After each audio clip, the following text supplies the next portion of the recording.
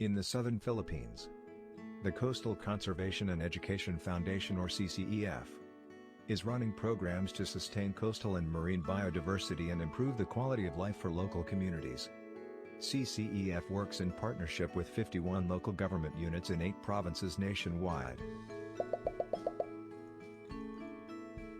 CCEF's vision and mission is to the management and sustainable use of Philippine coastal resources through active leadership and participation of coastal communities and stakeholders, to promote and undertake community, local government, and private sector-based coastal resource management approaches in specific coastal areas, promote and build leadership capacity for improved coastal resource management, to conduct research on coastal environment, socio-economic systems, and governance of coastal resources and areas, provide an information base on coastal environment and its governance. CCEF's work is centered in protecting the 3 main coastal ecosystems, mangroves, seagrass and coral reefs, and empowering the Filipinos in managing them. CCEF conducts various activities in coastal and marine conservation, such as coral reefs assessment and monitoring, biodiversity protection and management, enhancement of resilient reefs, coastal forest rehabilitation and mangrove planting, coastal cleanups, information and education campaigns, youth camps, corporate partnerships, Saving Philippine Reefs expedition. CCEF aims to build the capacity of the coastal residents so they can manage and monitor their coastal resources, and can live on without fishing or extracting excessively from the ocean, which can cause fish depletion. CCEF recognizes the synergistic benefits of protecting our coasts, and how the Filipinos can be empowered to manage them sustainably.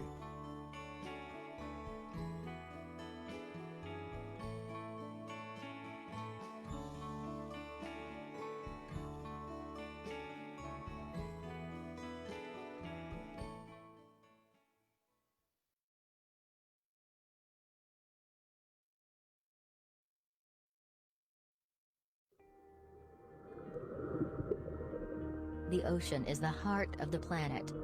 Just as the heart pumps blood to the body, so does the ocean give life to people across the earth.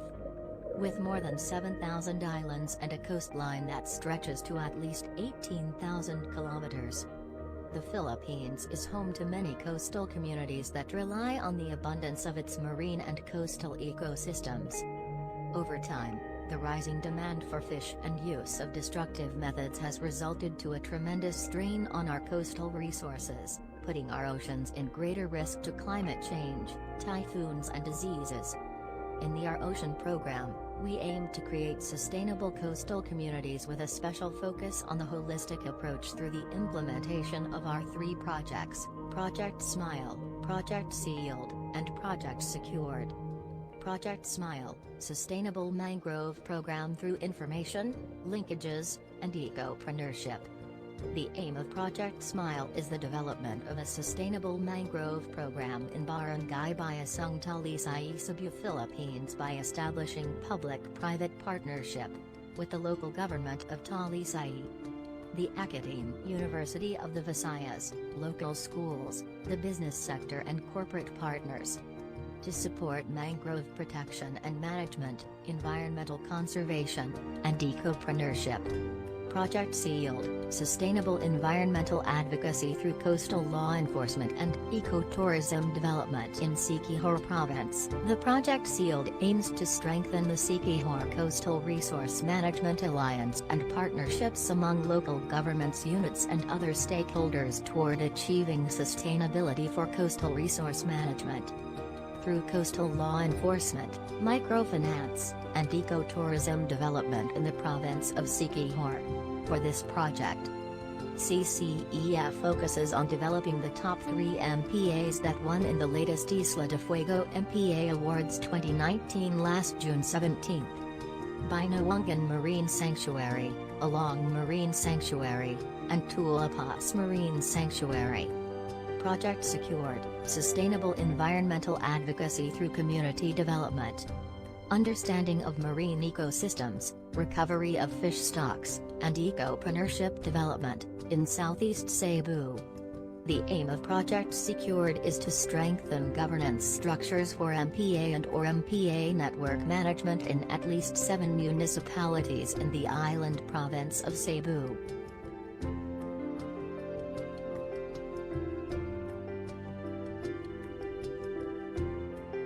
Through participatory assessments of the biophysical and socio-economic status and conditions of priority MPAs and application of adaptive management strategies to improve management effectiveness, in partnership with the business sector.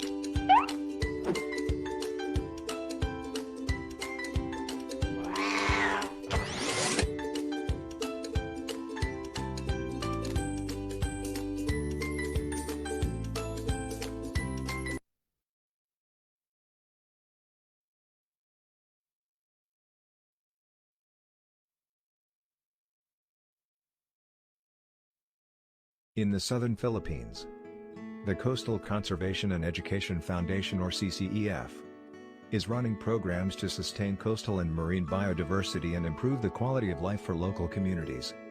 CCEF works in partnership with 51 local government units in 8 provinces nationwide. CCEF's vision and mission is to the management and sustainable use of Philippine coastal resources through active leadership and participation of coastal communities and stakeholders, to promote and undertake community, local government, and private sector-based coastal resource management approaches in specific coastal areas, promote and build leadership capacity for improved coastal resource management, to conduct research on coastal environment, socio-economic systems, and governance of coastal resources and areas, provide an information base on coastal environment and its governance. CCEF's work is centered in protecting the 3 main coastal ecosystems, mangroves, seagrass and coral reefs, and empowering the Filipinos in managing them. CCEF conducts various activities in coastal and marine conservation, such as coral reefs assessment and monitoring, biodiversity protection and management, enhancement of resilient reefs, coastal forest rehabilitation and mangrove planting, coastal cleanups, information and education campaigns. Youth camps. Corporate partnerships. Saving Philippine Reefs expedition. CCEF aims to build the capacity of the coastal residents so they can manage and monitor their coastal resources, and can live on without fishing or extracting excessively from the ocean, which can cause fish depletion. CCEF recognizes the synergistic benefits of protecting our coasts, and how the Filipinos can be empowered to manage them sustainably.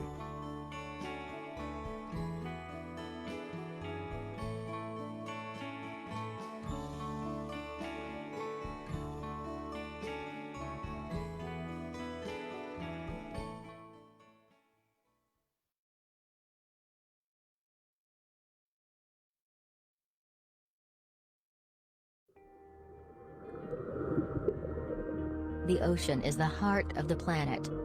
Just as the heart pumps blood to the body, so does the ocean give life to people across the earth. With more than 7,000 islands and a coastline that stretches to at least 18,000 kilometers, the Philippines is home to many coastal communities that rely on the abundance of its marine and coastal ecosystems. Over time, the rising demand for fish and use of destructive methods has resulted to a tremendous strain on our coastal resources, putting our oceans in greater risk to climate change, typhoons and diseases. In the Our Ocean program, we aim to create sustainable coastal communities with a special focus on the holistic approach through the implementation of our 3 projects, Project Smile, Project Sealed, and Project Secured. Project Smile, Sustainable Mangrove Program through information, linkages, and ecopreneurship. The aim of Project Smile is the development of a sustainable mangrove program in Barangay Bayasang Talisay, Cebu, Philippines by establishing public-private partnership with the local government of Talisay, the Academe University of the Visayas, local schools, the business sector and corporate partners. To support mangrove protection and management, environmental conservation, and ecopreneurship. Project Sealed, Sustainable Environmental Advocacy through Coastal Law Enforcement and Ecotourism Development in Siquijor Province. The Project Sealed aims to strengthen the Siquijor Coastal Resource Management Alliance and partnerships among local governments units and other stakeholders toward achieving sustainability for coastal resource management. Through coastal law enforcement, microfinance, and ecotourism development in the province of Siquijor. For this project, CCEF focuses on developing the top 3 MPAs that won in the latest Isla de Fuego MPA Awards 2019 last June 17. Binawangan Marine Sanctuary, Along Marine Sanctuary, and Tulapas Marine Sanctuary. Project Secured, Sustainable Environmental Advocacy through Community Development. Understanding of marine ecosystems, recovery of fish stocks, and ecopreneurship development in Southeast Cebu. The aim of Project Secured is to strengthen governance structures for MPA and/or MPA network management in at least 7 municipalities in the island province of Cebu.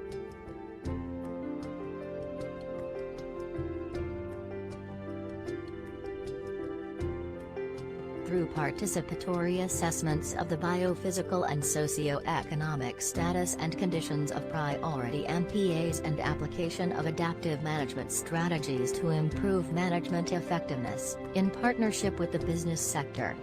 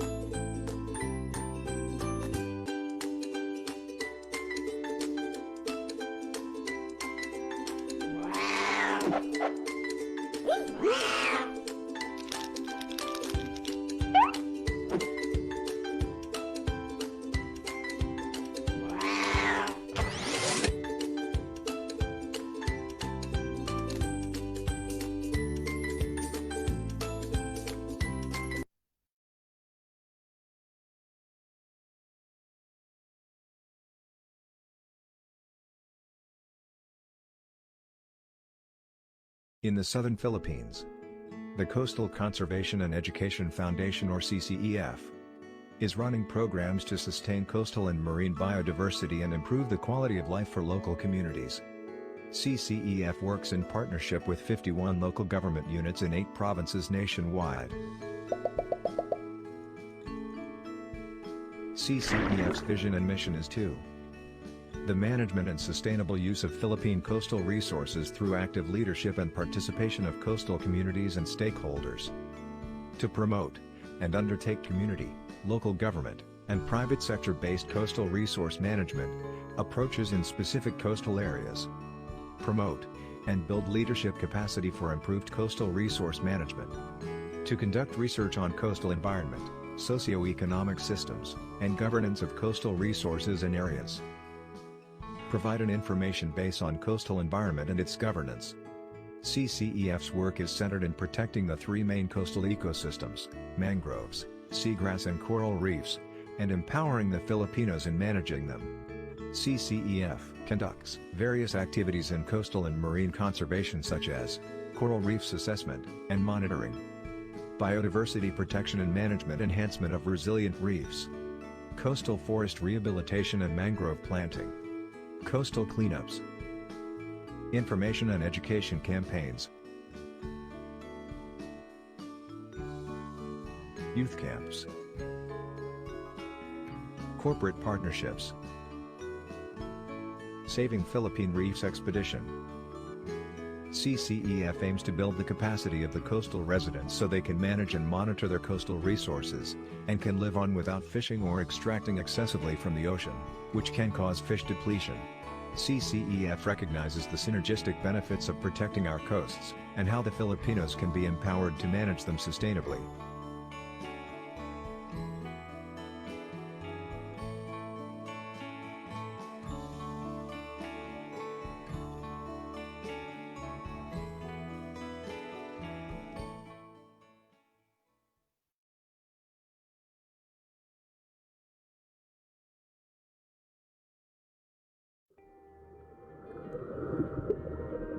The ocean is the heart of the planet.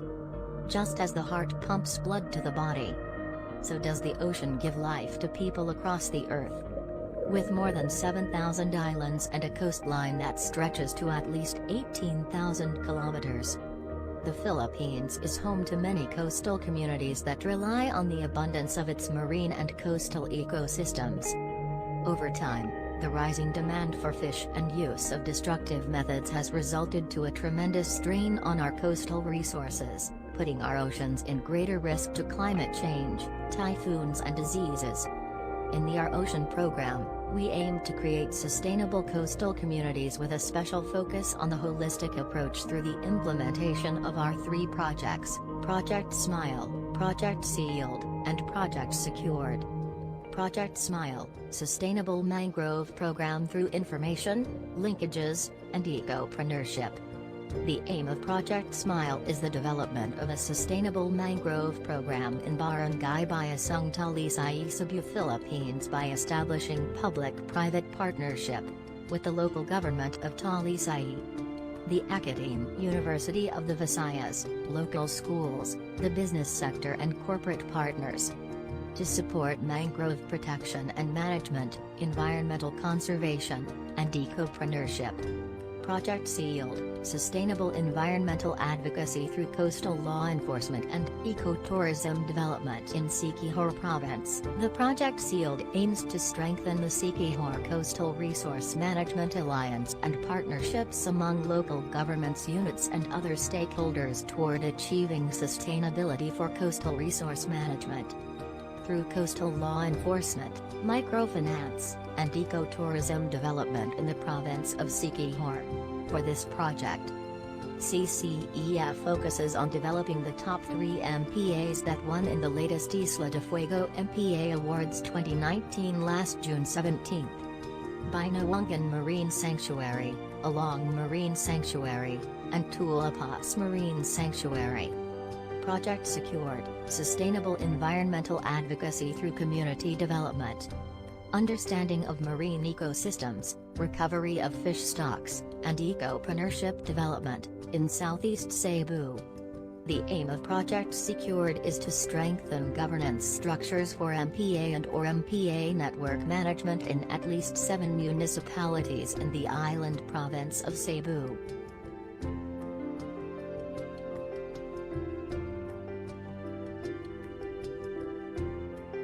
Through participatory assessments of the biophysical and socio-economic status and conditions of priority MPAs and application of adaptive management strategies to improve management effectiveness, in partnership with the business sector.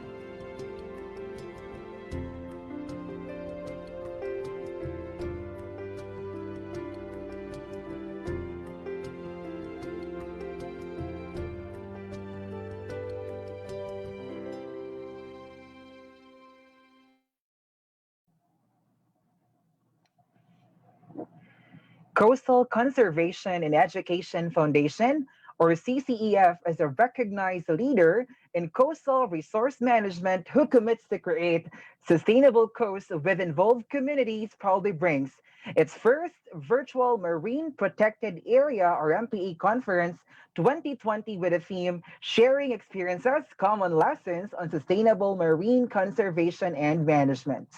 So, ladies and gentlemen, good day and welcome. And yes, thank you so much for participating in our Zoom conference. And please stay tuned as we have invited speakers, competent speakers who truly excelled and humbly excelled in the coastal resource management field. And we look forward that this conference will fervently impart new knowledge and at the same time galvanizes actions towards and for the benefit of our seas, our oceans. Because again, when we protect the coast, we help secure the future of the next generation. So since everything is set, having a next number of participants, I think we're good to start the program proper. At this junction, may I request everybody to please put ourselves into the most holy presence of God for the invocation to be led by Mr. Justin J. Rabina Baisak, the CCF Project Associate. Dear Almighty God, we glorify and thank your name, for you have showered us with so much blessings, and your presence continually remind us of your faithfulness and guidance. We humbly ask for you to shower our speakers today of your greatest inspiration, so that they may share the most of their knowledge, heart, and soul to their respective topics. And we pray that you bless also the communities in charge, that they may be able to fulfill their tasks responsibly, and that the objectives that they have set may all be achieved. Your infinite blessings would mean the success of this seminar, and may we be a living witnesses of your genuine love through the enactment of knowledge acquired through this conference. We ask this in the name of Jesus, our Lord.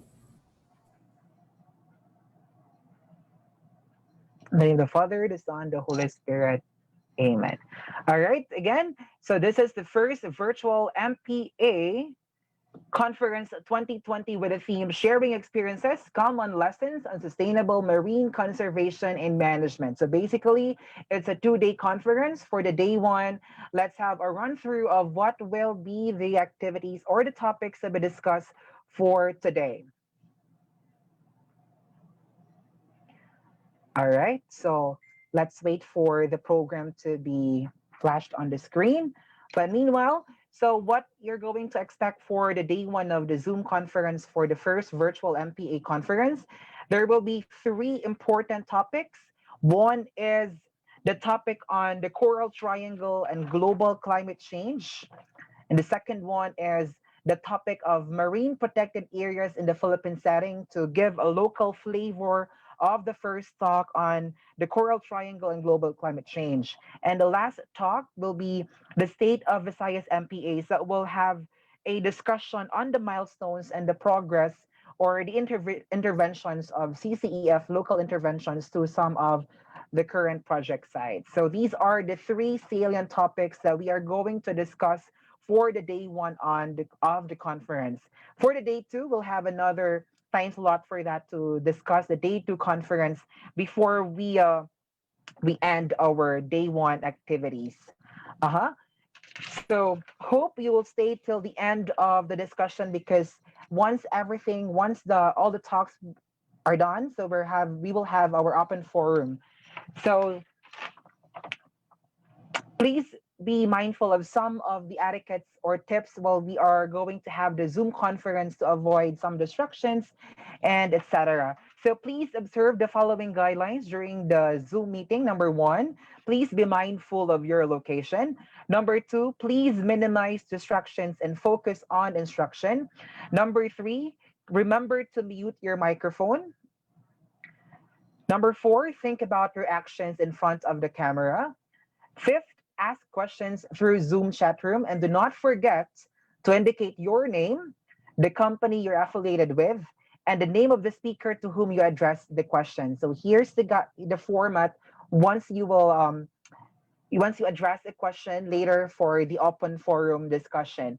And for the speakers, please do not forget and kindly utilize the English language since we have participants from other part of the world such as in Thailand, Myanmar, Egypt, South Africa, and even in South America. So please, we encourage everyone to speak in English for the benefit of our international participants. So those are the guidelines or the tips for our Zoom chat room for this first virtual marine protected area conference 2020. So at this point, since everything is set and everyone is reminded on our guidelines for the Zoom chat room, at this point, let's get to formally welcome us all here in our conference to give us welcome address.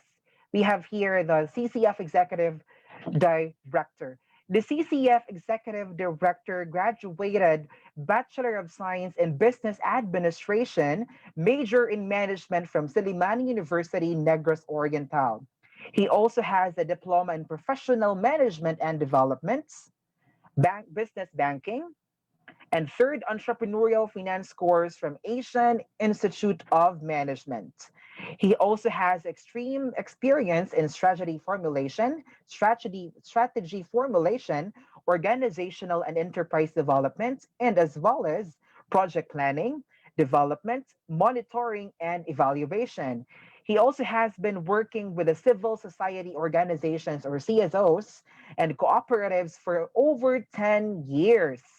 From Fieldra, that's a national network of NGOs, to Victo, a federation of cooperatives, and working as training officer and advocacy officer, investment and member relations most recently. And currently, he holds as the captain of the ship as the CCEF Executive Director. So, ladies and gentlemen, to give his welcome address, please help me welcome my Executive Director, your Executive Director, our Executive Director.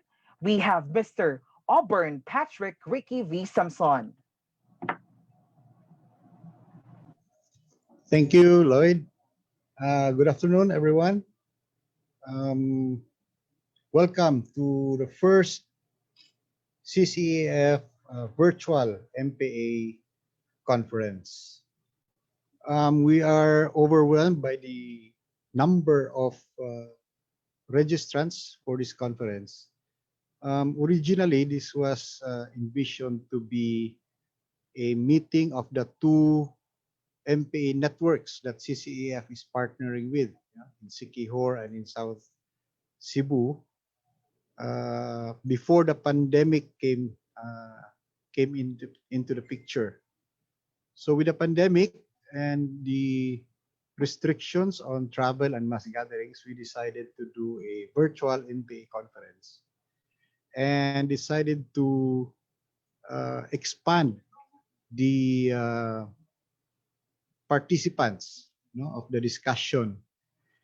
And so we are here now, and we are expanding the topics because we wanted the local discussions on marine ecosystem management and protection to be put into context, its role and its part in the bigger and larger picture, larger marine ecosystem.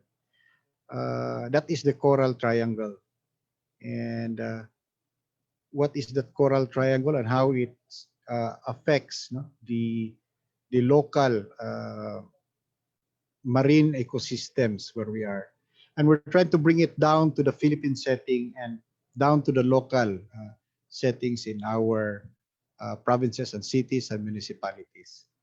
That's why day one, as Lloyd has presented to you, will be a discussion, is a situational of the coral triangle situation, the Philippine situation, and the Visayas situation on our marine ecosystem.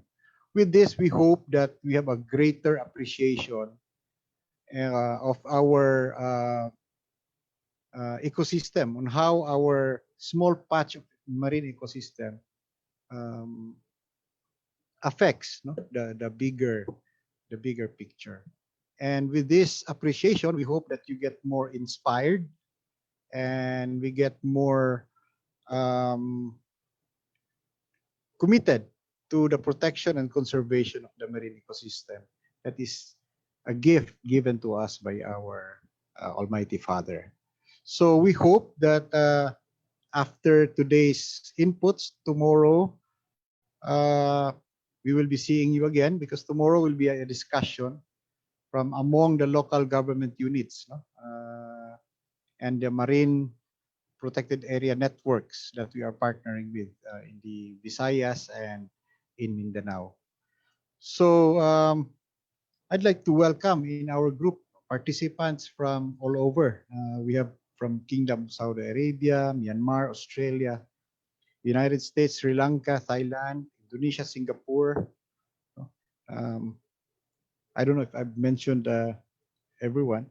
And from all over the country, from Batangas down to Tawi-Tawi, Zamboanga del Norte, Sibugay, Misamis. So we are all over. So welcome to our conference, and we hope that you'll get a lot of takeaways from this conference. If you have any questions, once again, you just use the chat features of this platform, and please make sure that you address your questions properly to the speakers. So without ado, everybody, and continue with our conference. Daghang salamat. Thank you so much, Sir Ricky, for that welcome address. So indeed, Sir Ricky reiterated that this MPA conference is participated by not just by the local participants, but also our participants all the way from the different part of the world. So There you go. So again, let me give you a run through again of the different talks to be presented, to be discussed for the day one of the conference. First, we will have the Coral Triangle or global climate change that will give a macro perspective of the marine conservation efforts within the Coral Triangle, its current threats, and how climate change will impact the future of the coral reefs. So that's on an international scale. The second talk will be the marine protected areas in the Philippine setting that will give a local flavor of the first talk. So more or less, a talk is about painting a picture of the state of the marine protected areas in the country. And the last topic to be discussed for this afternoon is the state of the Visayas marine protected areas, where we narrow down the discussion from the international level down to the Philippine situation, or then down to the Visayas situation, especially on the coastal resource management on our Philippine marine resources. So without further ado, let me introduce the first speaker to talk on Coral Triangle and global climate change.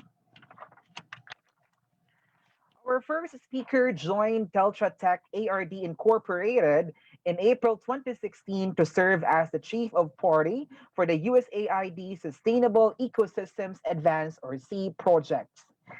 Our next speaker has experience in all the aspects of coastal management implementation, research, and administration from 30 years of fieldwork in Southeast Asia. He has undertaken studies on the management, conservation, ecology, and economics of the coastal resource management and marine protected areas. He also assisted the CTI CFF in the development of the CDI indicators and the monitoring and evaluation system under the Coral Triangle Support Partnership back in 2009 to 2014, and is the founding member of the Coastal Conservation and Education Foundation, or CCEF, in the Philippines, where he assisted to develop an MPA monitoring system. And lastly, our next speaker has a PhD degree from the University of Hawaii Department of Geography. Ladies and gentlemen, it is my honor to introduce the first speaker to talk about Coral Triangle and global climate change. We have Mr. Dr. Alan T. White. Hello, everyone. Thank you, Lloyd, for the nice introduction. I'm not sure I deserve all of that. It's great to see CCEF hosting this first virtual conference on marine protected areas in the Philippines, and with an international flavor. I'm very, very honored to be sort of the first speaker and trying to provide a bit of a context for the work that we're doing in marine conservation. And it's great to see so many people that are interested in this topic. So I hope that we can have a productive set of presentations and discussion following the presentation this afternoon. So I've been asked to give an overview of the Coral Triangle, speak a little bit about marine protected areas, climate change, and then I'll say a few words about the project that I work with on here in Indonesia called the Sustainable Ecosystems Advance Project. Next slide, please. So I think all of us are familiar with the Coral Triangle, but just to reiterate, there are 6 countries. You know, it's a very rich, biodiverse marine area. Includes Philippines, of course, Malaysia, Indonesia, Timor-Leste, Papua New Guinea, and Solomon Islands. And these 6 countries actually comprise the largest aggregation of marine biodiversity anywhere in the world. Something like 30% of the world's coral reefs exist within these countries, within their boundaries. Also 30% of the mangroves exist in this area. It's a very rich area. And of course, it was set up, initially started in 2009 as the 6 country presidents banded together to sign a regional plan of action. Next slide, please. But of course, the reason the Coral Triangle was initiated was because of the threats to the marine ecosystems. And it's important for us to understand the types of threats and how we can deal with them. And that has a lot to do with what we plan to initiate in terms of marine conservation. Now, the local threats are those that are somewhat under our control. There's coastal development going on, land-based pollution, marine pollution, overfishing, destructive fishing. But then now, of course, we have global threats, which are warming the seas, affecting coral reefs, and we have beginnings of ocean acidification. And I'll say a bit more about that in a minute. But it's just important for us to remember that the local threats are those probably what we need to focus on most in the near term, because they're still having the largest impact on our marine environment. The next slide, please. Now this graph is kind of informative because it shows the degree of threat, fishing, pollution, coastal development, and it has kind of an integrated local threat, which is on the right side. And then the integrated threat with climate change added increases the overall level of threat to our marine ecosystems. But the point of this graph is that if we don't address the local immediate threats, the climate change threat will have a much bigger impact. So we do need to focus on those threats that are within our control, and at the same time figure out how we can adapt and manage within the climate threat that exists within the region and affecting our ecosystems. Next slide, please.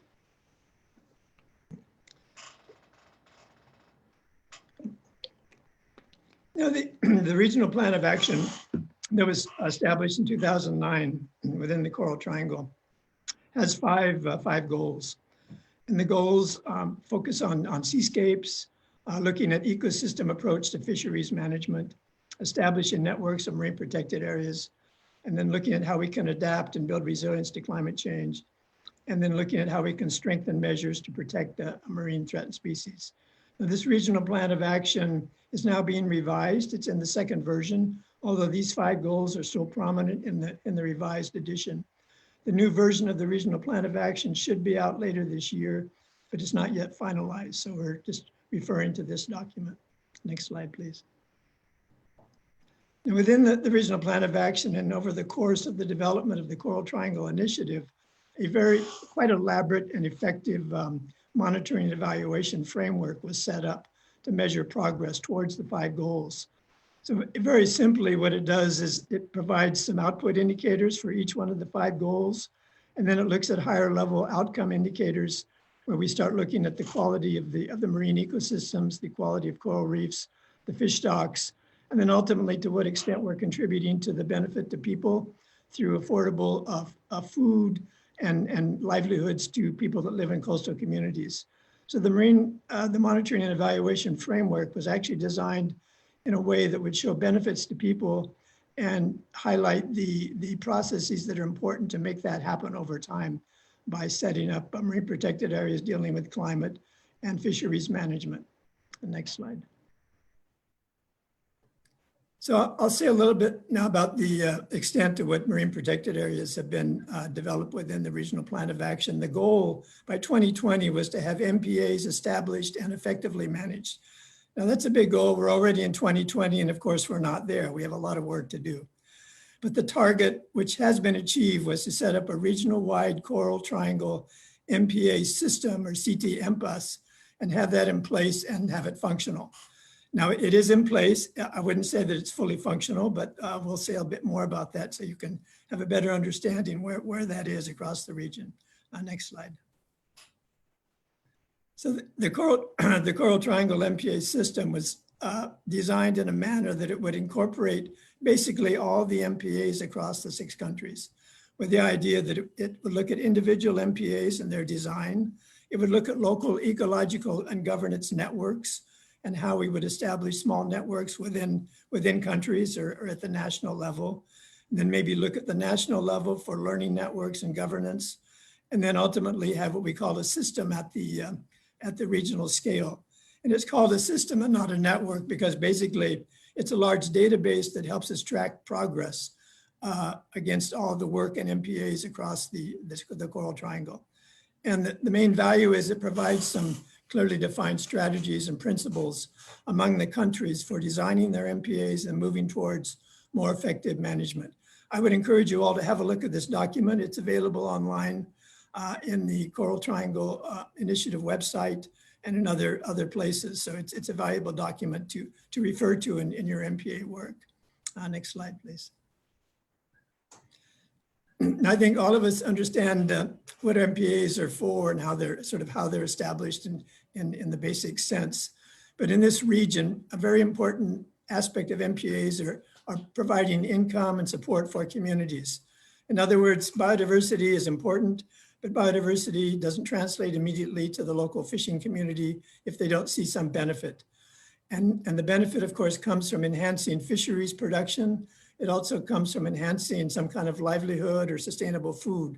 An important aspect of MPAs in our region is that we have some areas where no fishing is allowed, because that allows the fish to grow to a larger size, as shown in the next graph. Next slide, please. And so a key factor that makes our MPAs more effective across the region or wherever they're set up is that we have some no fishing zones, which allow fish to grow to maturity so they can reproduce, provide more larvae, more juveniles into the marine environment, both within the protected area and that spill over to the outside. And this is a key motivation for why we need MPAs and what motivates people to establish them. Next slide, please. Another concern within the Coral Triangle MPA system is looking at scientific design and inputs to the MPAs that are set up.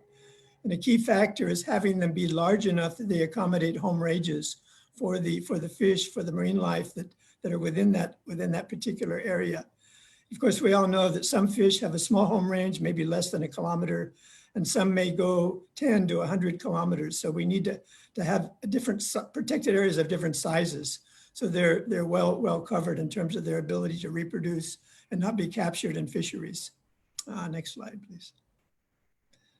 Now, looking at the 6 countries and the MPAs across the Coral Triangle, it's quite interesting to see that they vary a lot from one country to another.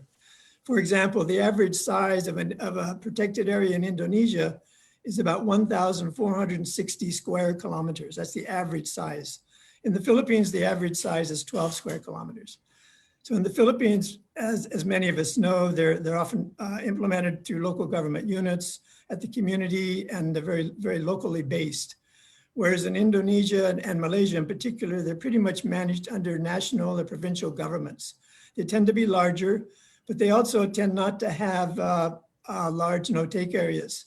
Often they're fished areas, but they're managed areas. And we'll see a bit more about that in a minute. But this just gives you a flavor for how there's a tremendous variability across the region as to how people think about and design and implement MPAs. Next slide. So just quickly in summary, the area under protection within the Coral Triangle right now we have something like 279,000 square kilometers in a protected area. But of course, the bottom line is that we need a portion of that to be in true no fishing zones, and it's still relatively small.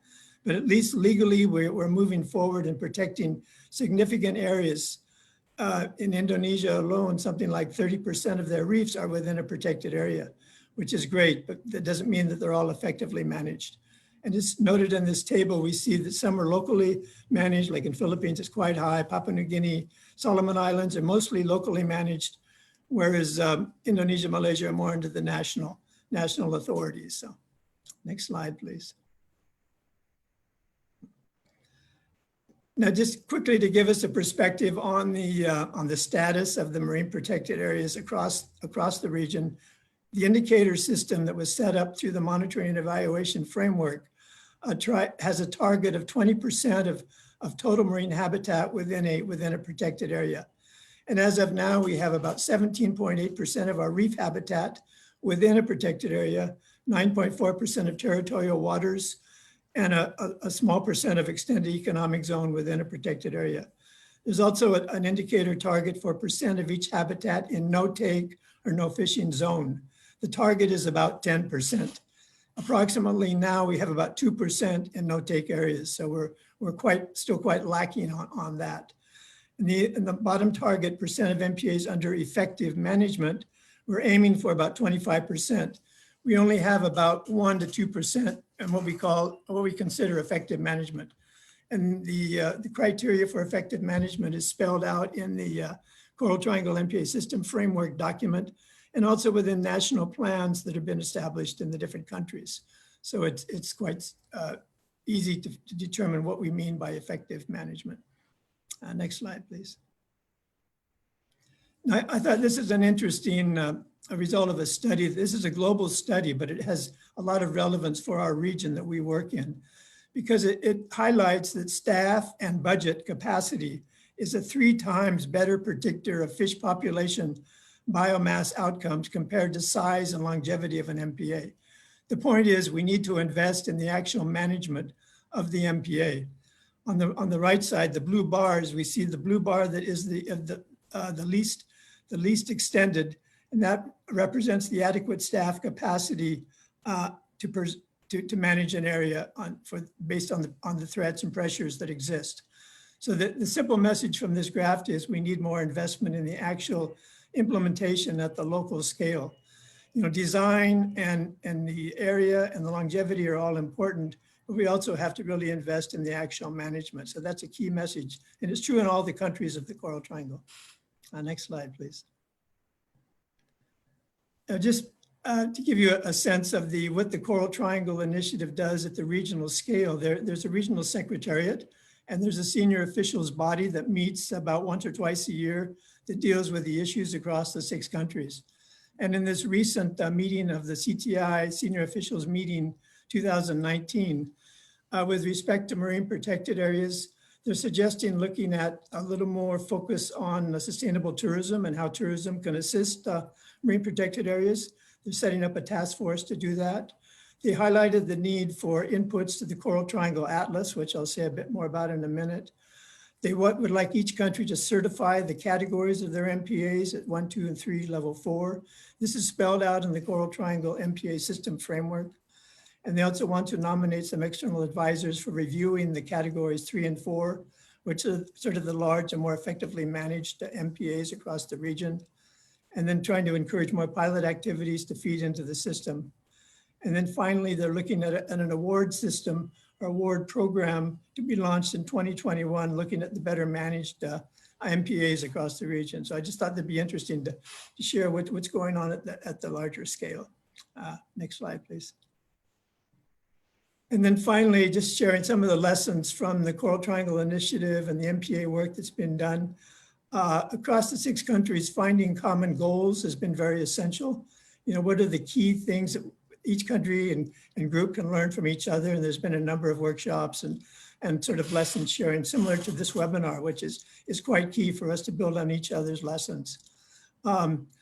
Building a common database through the Coral Triangle Atlas is a key thing because that allows us to measure progress, but it also requires active participation of each country and organization to feed their data into that atlas. Right now it's being managed by the Coral Triangle Secretariat.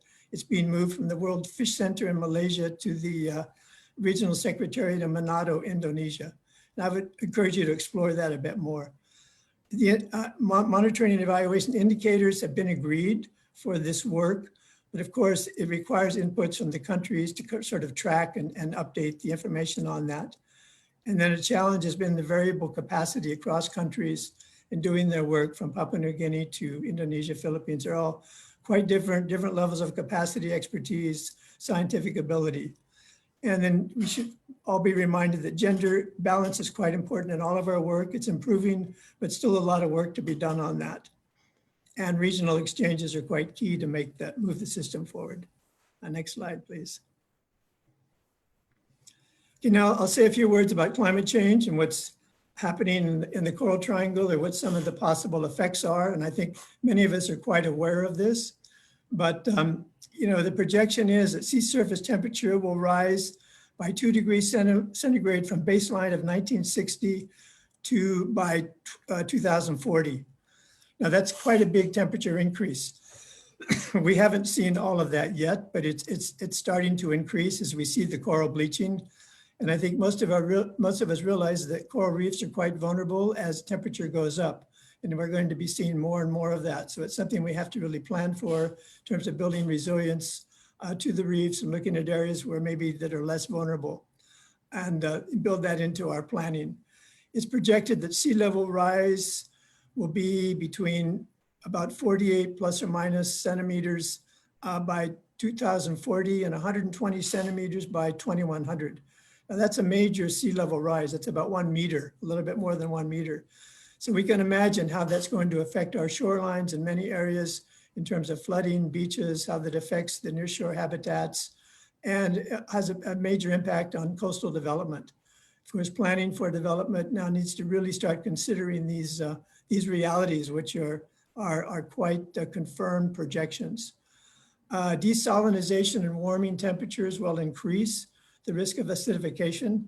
I don't think we're measuring acidification yet within the Coral Triangle, but it's in the works as salinity tends to decrease a bit and temperatures go up. So that will definitely affect the process, the calcification processes within the marine systems. And then finally, thinking about storms and wind-induced wave height, sea level rise, this is going to exacerbate impacts on the coastal shorelines that we all work in. And we need to start raising awareness more to this reality. And it's going to, of course, varies a lot from one place to another. Next slide, please.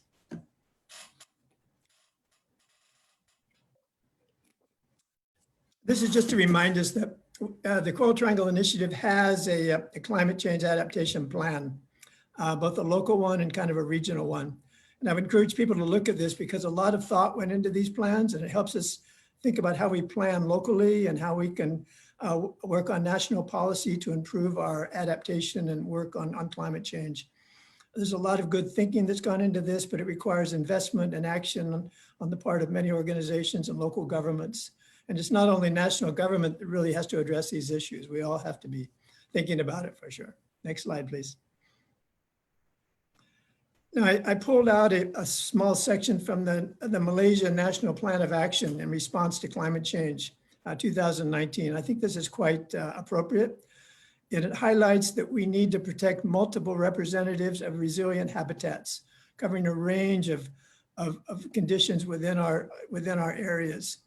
And the point is that we really have to start looking at how we're going to protect the resilient habitats against pending sea surface temperature increases and other changes in the marine environment due to climate. So we have to really consciously plan that into all the work we do. We need to identify and reduce non-climate stresses. This is another key one, as mentioned earlier. If we don't deal with the non-climate stresses, the climate's going to have more of an impact. So we have to build resilience, dealing with the local threats, the very simple ones that we've been dealing with for many years already, and often are not successful, before we can hope to be fully adapted for climate change. That means stopping destructive fishing, stopping overfishing, stopping other types of pollution that affect our coastal and marine habitats. Another one, to the extent possible, we need to look at building capacity within our local institutions to deal with the climate change, and then refer, as mentioned, to the early action plan for climate change adaptation in the Coral Triangle. And it's quite a useful document. And then finally, building capacity and doing needs assessment and figuring out where the weak links are is going to be key in our work moving forward. Next slide, please. And that just to remind us that a lot of planning for climate or any of our conservation work has to be done pretty much at the local scale. And so we need to do analysis because things are going to have impacts that are quite different from one place to another. Within a country or within a region, it varies a lot with the exposure to the ocean, where temperature varies, where the habitats are, what kind of coastal development we have. All these things have to be done in a more integrated way.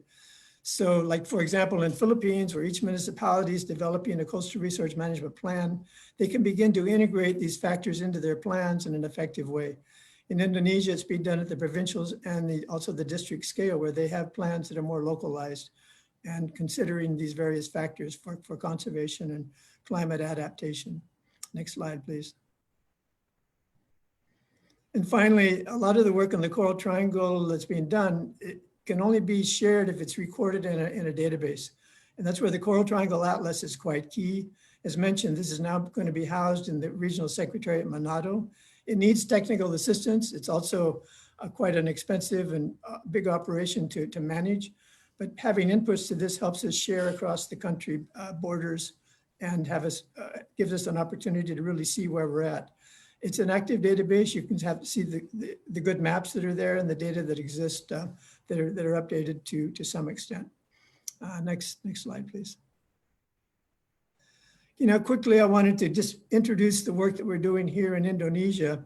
to give you an idea about a fairly large integrated coastal and fisheries management program, which is dealing with a number of the threats that we've been discussing. This is called the Indonesia Sustainable Ecosystems Advanced Project. It's a 5-year program. It ends early next year, and it's been well funded. It's mostly focused at the 70% at the local scale and about 30% at the national, working with national government agencies and policies.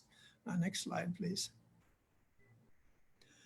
And the project works in 3 provinces, primarily North Maluku, Maluku, and West Papua in eastern Indonesia. It's a very rich area in terms of biodiversity and marine ecosystems. We have something like 25 fishery sites where data is being collected and analysis of fish stocks and looking at stock assessment in these areas is being done. We work in about 14 marine protected areas that cover 1.6 million hectares. These are mostly new MPAs, so they have the opportunity of having excellent design work and building the legal framework to support them with good management plans. And then looking at developing sort of a network of MPAs across this area as well. But it requires a lot of coordination, as you can imagine. There's a lot of local government units, a lot of people to deal with, and also quite a lack of capacity in these areas. Next slide, please. Now, the program is designed to have 4 technical approaches so that we have what we call an EAFM, or ecosystem approach to fisheries management. We have marine protected areas, we have marine spatial planning, and we have law enforcement. So these are the 4 technical approaches that are supported by sort of several strategic approaches to support that. One, creating demand for marine conservation, looking at incentives for people to perform, like setting up maybe fair trade arrangements, or looking at incentives from tourism, providing rights or tenure rights to people as an incentive, things like that. And then looking at improved policies for fisheries and marine protected area work, looking at how the policy framework can be tweaked, looking at better definitions for small scale fisheries in Indonesia, and looking at some of the work that's been done in marine protected areas to help set up networks and the policy required to do that more effectively. And then finally, trying to institutionalize training and capacity building within the program and within the national and the local governments to make it add up. So it's just kind of a snapshot of the way the project is being designed and implemented. Next slide, please. And just to say a bit more about the sea ecosystem approach to fisheries management, focusing mostly on small scale fisheries, because small scale fisheries tend to be less managed, less regulated in Indonesia, but also like 90% of the people working in fisheries are within the small scale sector. So they have a major impact on fisheries, but they're also not contributing a lot to good management or providing as much data as needed to better analyze the status of fish stocks. So there's a major focus on collecting data on the fisheries, the status of the fishery, local data collection, registering vessels, helping set up simple logbook systems for the small scale fishing sector. And then looking at policies that affect small scale fisheries. In other words, what are they obligated to do and what is not? Even what's the definition of a small scale fisher in Indonesia is still a bit unclear for many people. And then figuring out ways to bring incentives to the small scale sector through fair trade arrangements or financial incentives for using better fishing methods and working together as a cooperative, things like that. And then trying to keep the ecosystem approach in mind. And then also looking at rights-based fisheries. In Indonesia, there's still quite a history of traditional management. So where the local villages, the local districts have some sort of longer term ideas about how to protect and manage their own resources. But that needs to be integrated into the more formal legal system of the country and be given authority within the laws. So there's some work being done on that to help bring that system back to a more effective way of implementation and provide rights to the local stakeholders. Next slide, please. And then finally, just a few words about marine protected areas in Indonesia. It's the country certainly with the largest area under legal protection. The country is moving to have 30 million hectares under legal protection by 2030. Right now, it has about 24,000 square kilometers, 240,000 square kilometers, sorry. 31% of the Indonesian coral reefs are in MPAs. But one of the big gaps right now is there's still a small area that's in a no-take area.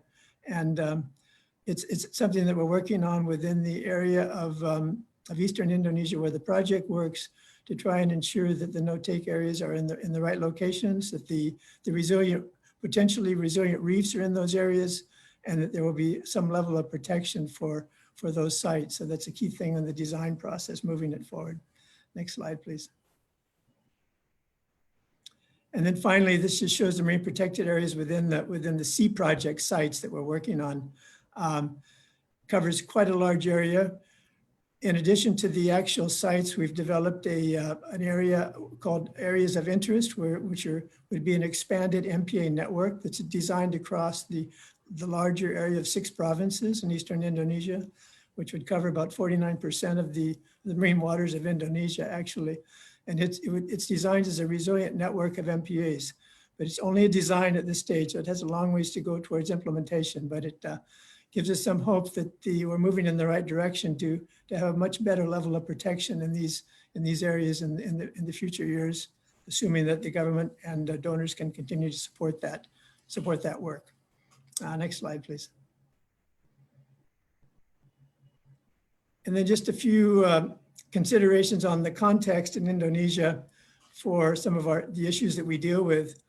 Recently in the year 2014, there was a new law which sort of moved the authority for marine resource management from the district to the provincial level. Now, this was favorable in the eyes of national government because it more centralizes the authority, but it was a little bit damaging to the good work that the district governments were already doing in protecting many of their sites and having localized marine protected areas. So it's been a challenge for the Sea Project to build capacity within the provincial government and to also continue to allow the provincial government to work with the district government for continued management of these successful areas. An example of this would be the Raja Ampat area, which initially was all designed under district government authority, but now officially it's under provincial government. So that's created some hiccups in the institutional relationships between the two bodies. It's all moving forward, but it's one of the challenges that you have to deal with at an institutional level and provide some obstacles to immediate successes. Finally, though, at the local level, we found tremendous community enthusiasm for marine conservation in our Indonesian work. At the village level, at the fisherman level, they're very keen to move forward to have small protected areas, to improve on their fishing techniques, to eliminate destructive fishing. So we've had a good response. The key is building that into the institutional framework so that can be supported by the local government units. And we've learned a lot in the Philippines about how to do that effectively. So some of those lessons have been transferred to Indonesia and the design of the project here in Indonesia. Next slide, please. I think the last slide, but I just want to remind us that fisheries management and marine protected areas operate in this complex marine environment, coastal environment that we all try to deal with. And they really need to be integrated into management systems with interventions that are tailored to the local needs and conditions within the existing jurisdictions. Sometimes we try to design around maybe an ecological boundary, but then we cut through the political jurisdictions, and sometimes that is not the best way forward. So we need to consider political jurisdictions, ecological boundaries, the needs of people, the local culture, and then try to come up with plans that can work within that environment. Next slide, please. One more slide. And then finally, just want to thank everybody for being patient and going through this presentation with me. There's some excellent sources of information on the websites, the Coral Triangle Initiative.org, OneOcean.org, which is managed by the CCEF Foundation, the CT Atlas website, and then Arceo Indonesia also has a tremendous amount of information posted on its website. So I encourage you to explore those sources of information. There are many partners in the region that we work with here in Indonesia and in Philippines. And without the various partners, NGOs, a lot of this work could never be done. So with that, I thank all of the partners for their contributions, and I thank everyone for participating in this session today. So thank you. Terima kasih banyak.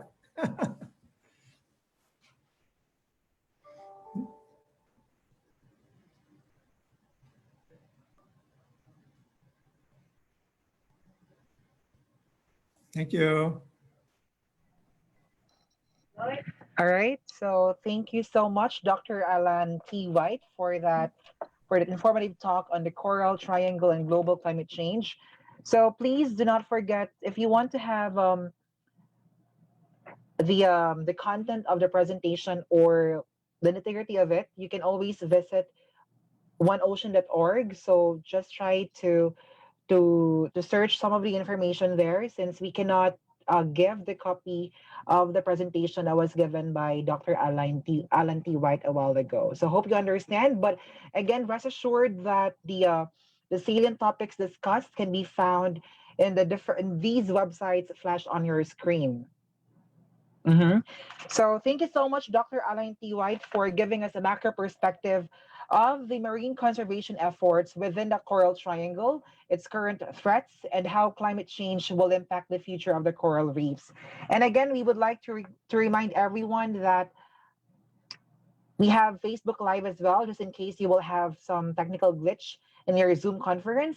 And please do not forget that if you want to make a difference, if you want to partner, donate, or volunteer, please do check the different schemes if you want to reach out to CCEF. We have our account email, our PayPal number, and etc. But if you want to have like the full-blown details of this for the Land a Blue Hand campaign, in terms of partnership, volunteerism program, and donation caravan, please do visit the CCF page, which is coast.ph. All right. So thank you so much again. Let's help make a difference by lending a blue hand, because again, when we protect the coast, we help secure the future of the next generation. So again, the questions pertaining to Dr. Alan T. White's presentation will be entertained once the three talks are over. So we will have a time slot all for the questions for the speakers. So there are the mechanics for the Q&A will be, there will be a format of that wherein you are going to indicate your name, the company you are affiliated with, and then the name of the speaker whom you address the question. Or you can unmute yourself once I'm done recognizing your question. But we'll talk more about that once we're done with the talks. So this time around, let's proceed to the second talk, which will be more on the marine protected areas in the Philippine setting, that will give a local flavor of the first talk of Dr. Alan, more or less painting a picture of the state of the marine protected areas, or MPAs, in the country. So ladies and gentlemen, the second speaker to discuss the MPAs in the Philippine setting, she has worked on the MPAs for over 2 decades, starting with a project that monitored several MPAs around the country and helped develop simplified methods on reef monitoring targeted for community-based monitoring teams. She also extended this experience to coastal and fisheries management under the USAID or DAI Philippine Environmental Governance 2 project. And she has also been engaged by several development projects such as the UNDP or DNR BMB Smart Seas PH project and the BMU GIZ Sulawesi Marine Ecoregion project to work on MPA and MPA network planning and development of training kits. Our next speaker has extensive research focusing on fish biology and ecology, coral reef ecology, and ecological effects of protection, and she serves as the chair of the subcommittee on marine bony demersal fishes of the Philippine Aquatic Red List Committee, or PALC, organized by DABFAR. She finished her doctoral studies at the University of Nice, Sophia Antipolis in France, and she is currently an associate professor of Department of Biology and Environmental Science from University of the Philippines, Cebu. Ladies and gentlemen, boys and girls of all ages, to our dear participants, let's help me welcome Our second speaker to talk about the marine protected areas in the Philippine setting, we have Dr. Hazel O. Arceo. Good afternoon, everyone. I would like to thank the organizers for this opportunity to give an update of the status of MPAs in the Philippines. So I'm sharing this talk with Dr. Perry Alinio. I think many of you would know him. He has been at the forefront of in directing, making sure that MPA efforts in the country are concerted and coordinated. And this is also a very good opportunity because it's spurred us to try to find, to update the status of MPAs in the Philippines, because the last update we did was still back in 2007.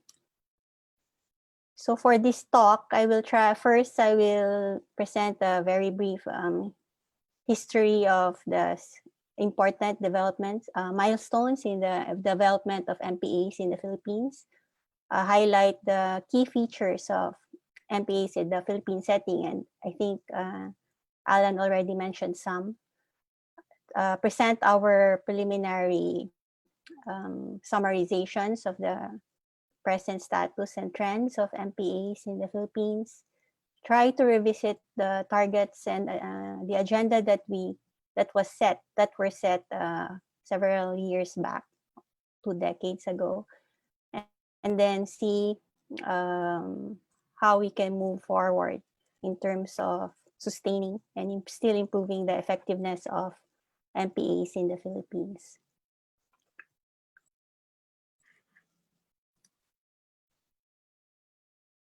So I would like to start the talk with this slide to show the legal definition of MPAs as stipulated in the amended Fisheries Code R810654. And this in itself is actually a major development because for the longest time, there has been a lot of issues regarding terminology and how the connotations in terms of management jurisdiction is also confusing many site-based managers and even LGUs. So it was really a welcome development to have this legal definition, especially in a law that emanated from BIFAR, since it's the Fisheries Code. And it actually clearly shows that MPAs are general terms that refer to all areas that are set aside by law in the coastal and marine environment for protection and other management activities. But what is important is probably not on the terms, but actually it's more important that there's an agreement in terms of objectives and stipulations regarding what are prohibited and allowed in these MPAs. So this is at least at this time, this issue on terminology is hopefully resolved. So the first MPA in the Philippines was established in 1974, so Bilon Island. It's the first community-based MPA, and it's a no-take MPA. And it's really one of the well-studied MPAs, not only in the Philippines, but probably the world. What is not commonly known is that actually we started before that, with the enactment of the 100 Islands National Park in 1940. So it's technically an MPA because it has a marine component and it is under some management program. So In the late 70s to early 80s, a series of presidential proclamation paved the way for placing many small islands and coves and mangrove areas under some level of management, no, through the.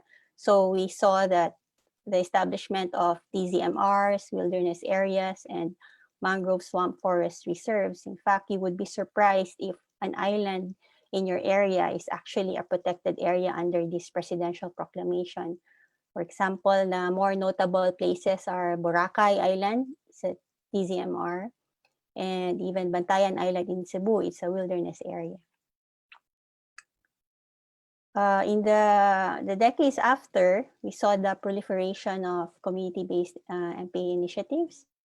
And this is really product of many of the community-based management programs that were implemented at the time.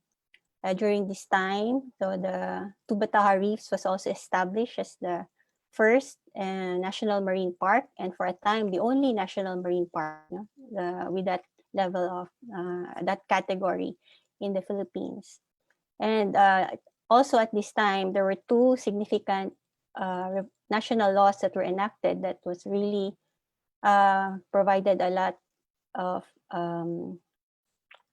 had a lot of implications in MPA development, and these are the local government code, and which devolved authority to manage municipal waters to the local government units, and the enactment of the NIPAS, the National Integrated Protected Area Systems Act, which paved the way for the establishment of nationally managed MPAs. And in fact, with the NIPAS, all the previous proclamations, sites under the previous proclamations were automatically considered as initial components of the NIPAS.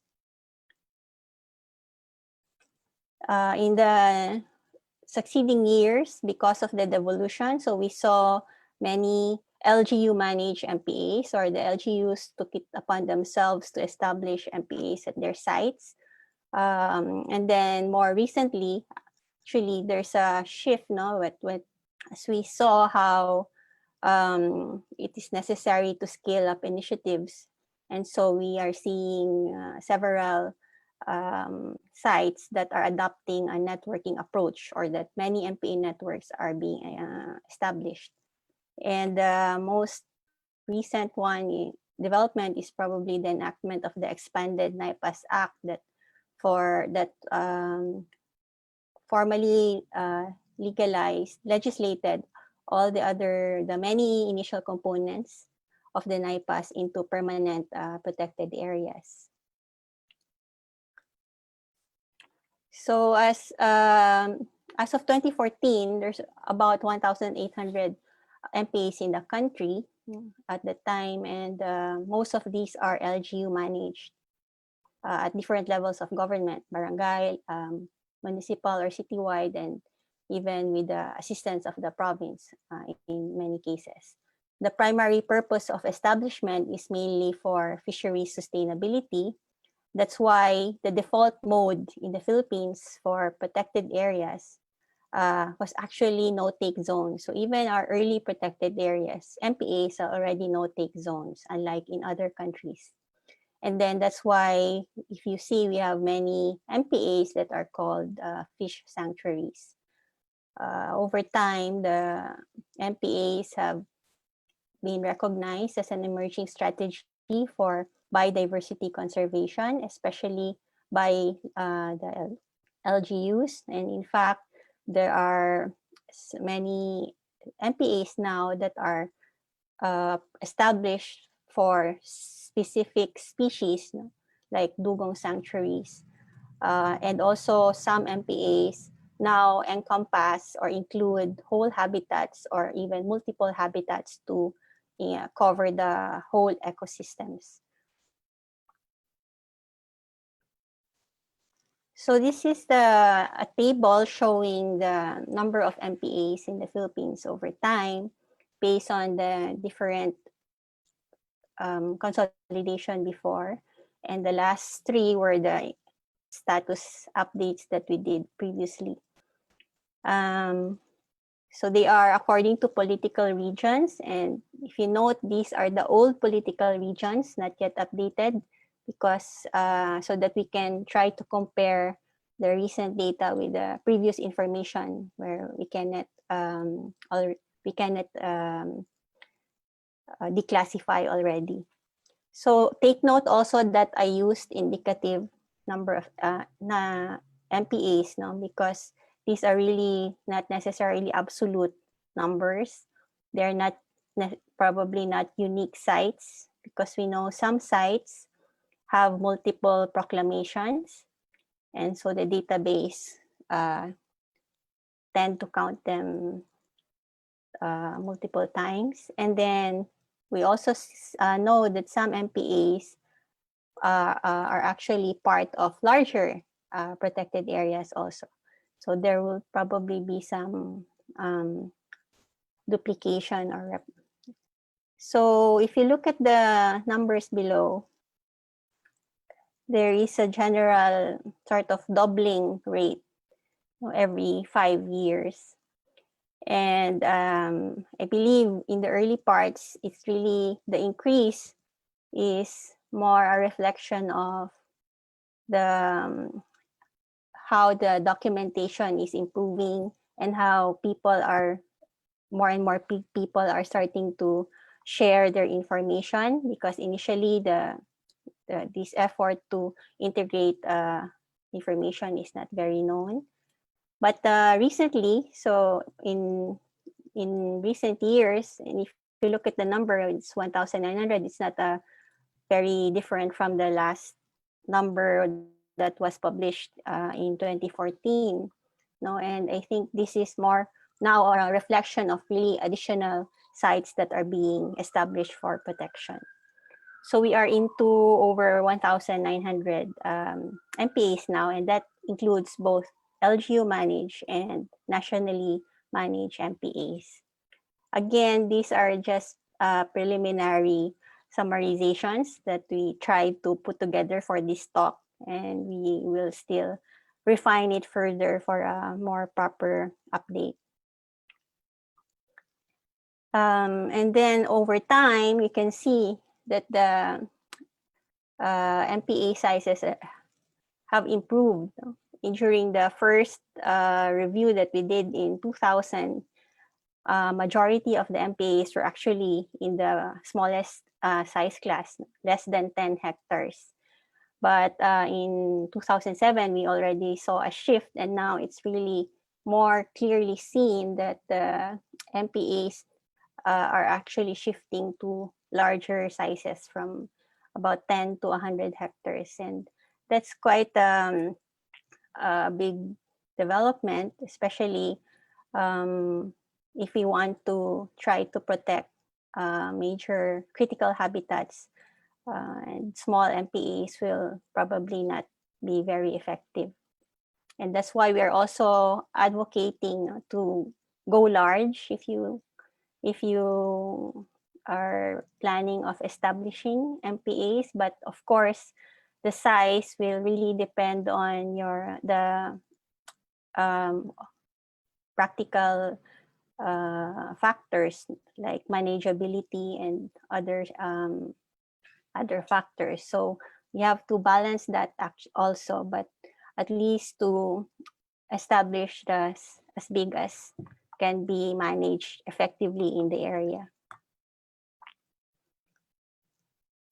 So from 2000 to 2003, we organized a series of national workshops to develop the Philippine Marine Sanctuary Strategy, or the PhilMar-SAST.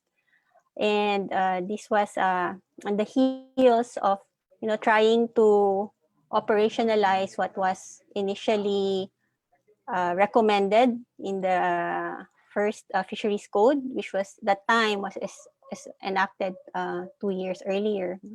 So there's a stipulation that encourages local government to place a portion of their municipal waters under protection. So the strategy wanted to try to figure out or set the framework to really operationalize how we can do this. And it's not just a matter of establishing, okay, this 15% of the municipal waters will be established MPAs. It's more than that, we know, no, because we also want to establish effective MPAs, not just many, but effective, not just large, but effective MPAs. And one of the target here is really to, by 2020, to have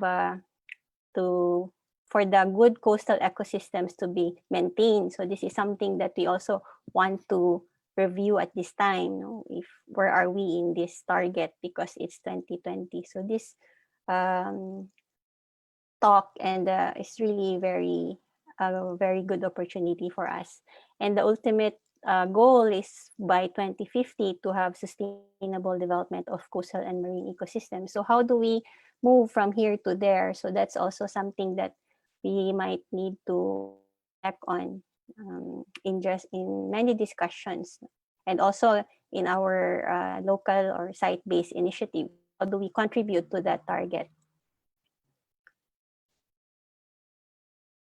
So in the 2007, we presented the update according to a 5-point agenda that we did, which translated those targets into more concrete and operational steps. And I will be complete for the next slides to present the update in terms of looking back at this 5-point agenda. So first is to work for more effective MPA. Now, initially, this was under the National Coral Reef Management Strategy, but we're seeing now that, of course, it's not only coral reefs that are important. All habitats are important, and so we have to try to expand the strategy to include different habitats as well. So under this point, we saw that over time, there's an increasing number of MPAs. And as I mentioned, maybe initially it was more because there's better documentation, but I think in the last few years, the increase is really reflective of new sites that are being established, especially in sites before with no MPAs. And we're seeing still the shift in modal sizes of MPAs to larger areas, and this is really very good progress, especially for if we want to target, for example, even just placing 10% of our coastal habitats, so that it will not take a long time. And then another, as also mentioned by Alan already, that the importance of capacity and competence of MPA managers in making sure that the MPAs are managed well. So this is, I think, often a neglected aspect of management. We just assume that because they have the passion, then they can do it. But of course, we want our managers to also have the necessary skills and competencies to be able to do their function and responsibilities well. And we've tried to do this through networking, developing toolkits, different toolkits, trainings, and even more formal professional courses. So MPA, the Marine Protected Area Support Network, was a concept that was already presented during under the Philmar SAS, and it was finally organized in 2007, and it's a network of both academic, non-government, and government institutions that are trying to help improve MPA management in the country. And there's also a more recent network trying to link science and management, which is called the Biodiversity Resource Information Network Group, or BRING, which has two components, Home and Hope. And if you know Perry, this is all his acronym. So that's my disclaimer. But the BRING is, we're very happy to see so much interest and commitment from many different groups, no, to try to work together to improve biodiversity conservation and research. So they bring. So the Smart Seas project of DNR-BNB has also been very active in coming up and developing these toolkits specific for MPAs and MPA networks. And the competence assessment tool is actually one of the ways to try to address the need for capacity building of MPA managers. And that paper that Dr. White presented is actually one of the rationale behind trying to develop this tool, no? Because individuals make up a team. So you have to start improving the capacity of individuals. And then there's the toolkit for establishing and managing MPA networks, and another to try to help them set up M&E systems in their respective MPAs. More recently, also under the Smart Seas project and with the DNR Biodiversity Management Bureau, we organized the open distance learning course on marine protected area networks, and these targeted for regional and central office personnel of the DNR, and the results were really very promising, and we hope that we can continue to do this, for more managers and expand this to other target participants also. And lastly, there's also the professional master's program which is offered by it's a tripartite program being offered by UP Diliman, Visayas, and Los Baños. And the first area of specialization is actually on marine protected areas. So this program tries to really help and make the professionalize also MPA management, because it's not a small thing. Next is advocating for at least one MPA per coastal municipality or city. And as of last count, we have 590 municipalities and cities that have MPAs, and this is an increase from 276 in 2015. So this is about 69% of the coastal municipalities and cities in the Philippines that have MPAs. So that's very good. And if you look at the map here, you can see the gaps are quite apparent in the northeastern Luzon, northern Luzon, northwestern Luzon, southern Palawan, Sulu Archipelago, and here also in the western part of Mindanao. So those are really areas of that needs priority areas for conservation. And in fact, here in Tawi-Tawi, we see that the reefs, they're actually quite resilient or not susceptible for coral bleaching. So that's quite a very interesting characteristic that should also be protected. The increase in uptake of LGUs is probably strengthened, promoted by or facilitated by the recognition that CRM should be provided as a basic service. And this was reiterated in an executive order where we to adopt the integrated coastal management as a strategy for coastal and marine management.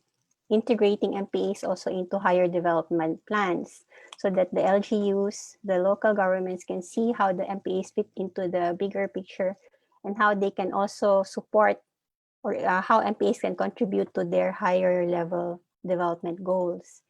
And another factor for the increase in coastal LGUs with MPAs is probably increased recognition of good performance. So For example, the biennial MPA awards that have been done over the years, we have seen many newcomers, and it has really motivated many LGUs to be better, to do better, and in fact, some have also become quite competitive. And in recent years, the recognition has been expanded to MPA networks, NIPAS areas, and more recently, during the last Para-Elmar Awards last year, mangrove protection was already recognized also as spearheaded by the ZSL Philippines. Next is trying to facilitate comparable M&E methods so that this can be linked to adaptive management and capacity building. And we have, there are already many toolkits and document publications available for these methods. But the problem is it's still not really very commonly done in MPAs. In fact, my first project for working on MPAs more than 2 decades ago was trying to, to train local monitoring teams to do monitoring, and it's now after 2 decades that's still quite a challenge. So how do we improve this? Although in general there's an increase in terms of number of sites that are already doing their M&E. From 65 in 2007, there are about over 300 sites, MPAs now with reef, at least reef M&E information. And the regular reporting such as State of the Coast and MPA forum like this are opportunities for feedbacking and sharing of M&E results. So there have been publications also over time to try to motivate sites to write about their MPAs and the data, their monitoring data. And also, I think good development is also linking M&E with incentive systems. No? So in this way, the M&E program is also really can be sustained because, of course, in order to be able to determine who the well performers, you need to also see their data. So these kinds of programs help, maybe will help sustain M&E initiatives in the MPA sites. Another point is in relation to developing criteria. So how do we know if we are effective MPAs or successful MPAs? And there was an initiative to try to set evaluation criteria, and this has been refined and repeatedly used for the search for the outstanding MPAs during the Para-Elmar MPA Awards. And another way to do this is to document and promote good practices so that these lessons are disseminated and also emulated in other sites. In fact, so many are probably familiar with the MPA, Marine Protected Area MPA Management Effectiveness Assessment Tool. And there's also the NEAT, Network Effectiveness Assessment Tool that we have been using to evaluate MPA networks. So these kinds of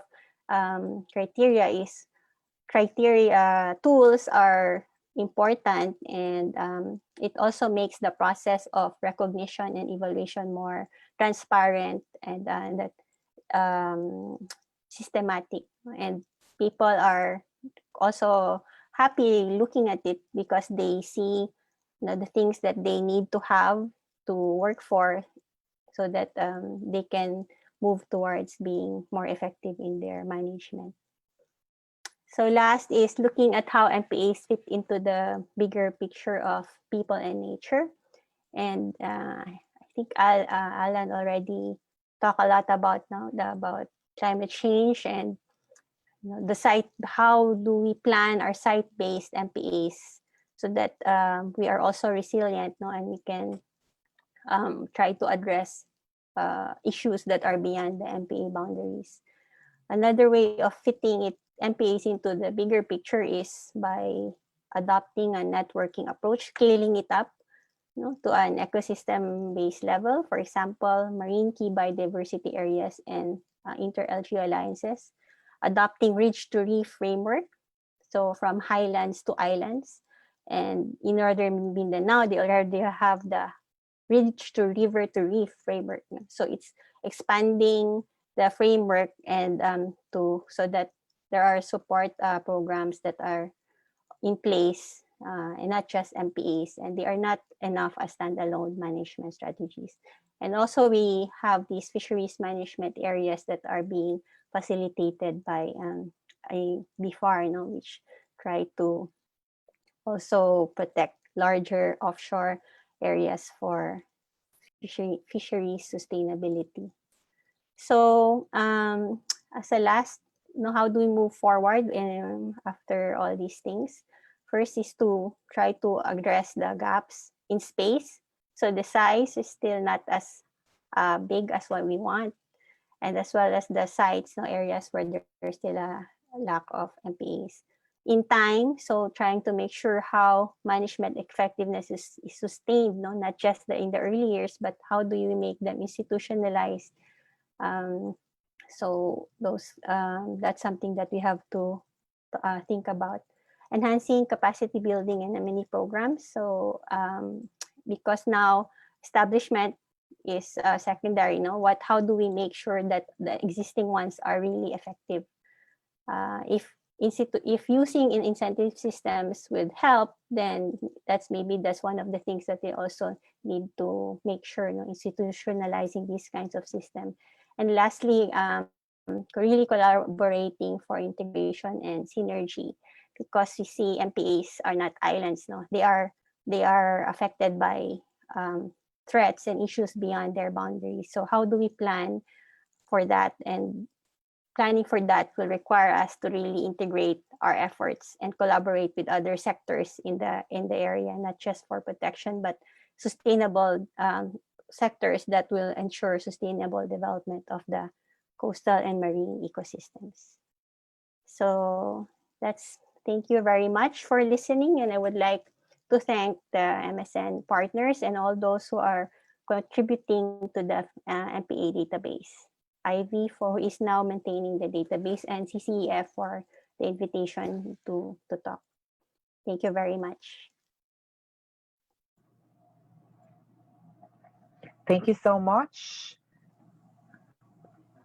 There you go. So thank you so much, Dr. Hazel Arceo, for that really informative talk. So I think the topic discussed will truly help our students, because we also have an X number of students here, all the way from different schools here in the Philippines, and of course to our professional environmentalists who are working in different national government agencies, and even in some of the non-government organizations here in the Philippines and outside the Philippines as well. So CCEF has been very proactive in terms of coastal resource management and of course conservation. In fact, for 23 years or so, CCF has established a lot of private-public partnership, or PPPs, in the different different LGUs, even in private companies, and etc. So CCF right now still has 14 project sites. So we hope that we can help make a difference on this by lending a blue hand. So again, we are flashing again the details of CCEF. If you want to partner, volunteer, or donate, please, you can reach us to coast.ph, and you can check as well the different salient information in terms of donating, because again, we are a non-government organization, so we are maximizing what we have now to help our community as well.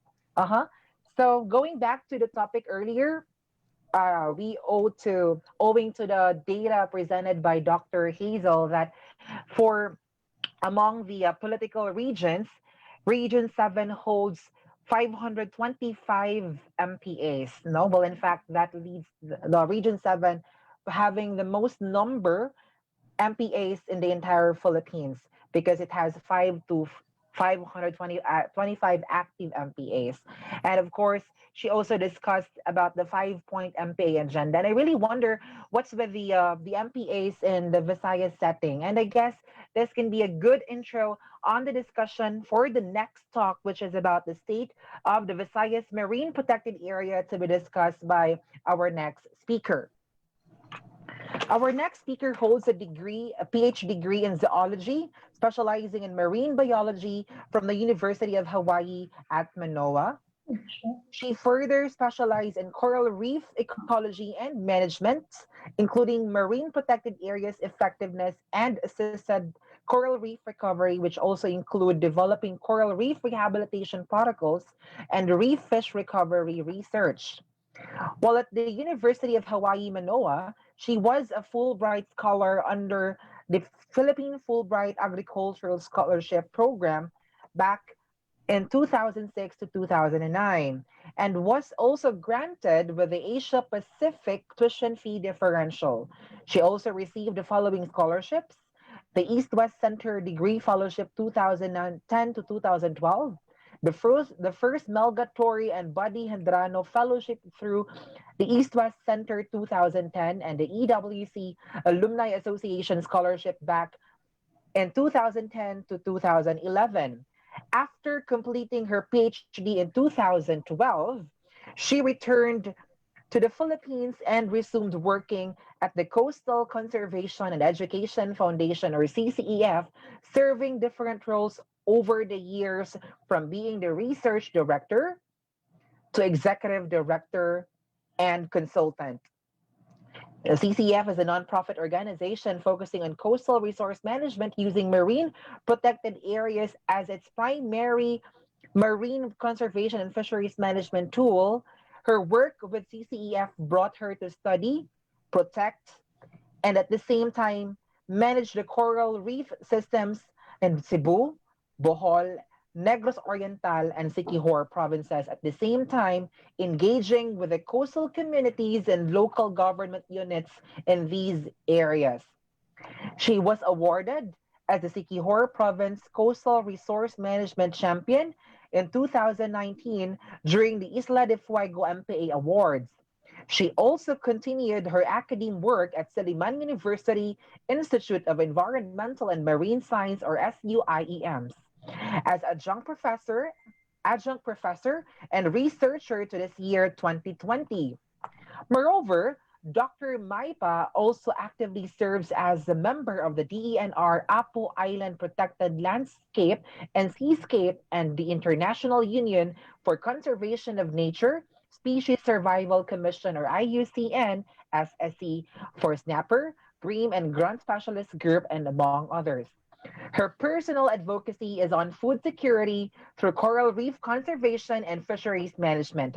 Ladies and gentlemen, to our 247 participants, please help me welcome our third speaker to talk about the state of the Visayas marine protected areas. We have Dr. Aileen P. Maypa.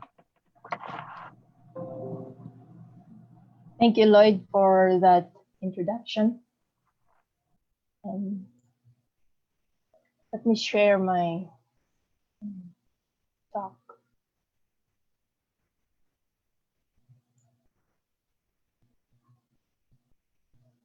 Is it uploading? So while waiting for Dr. Eileen's presentation, let me remind everyone that I'm calling a spade, that we cannot freely share the PowerPoint presentations of the speaker. But if you want to have a copy of those, you can always slide a direct message to our speaker if you want to ask a copy. All right, so we encourage everyone to practice due diligence by taking down notes and maximize your time while on the verge of this Zoom system conference. Thank you. So can you see my presentation now? Yes, Doc I. Okay. Again, thank you, Lloyd, for that introduction. And good afternoon to everybody. And thank you for joining us in this first CCEF MPA virtual conference. And good morning or good evening to those in the other parts of the world. Thanks also for joining us, whatever your time zone is.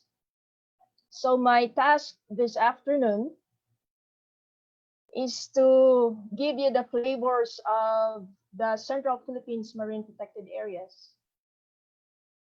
And first and foremost, I'd like to thank our partners in our marine protected area work here around the Central Philippines, especially those in the Southeast Cebu and also in Siquijor province.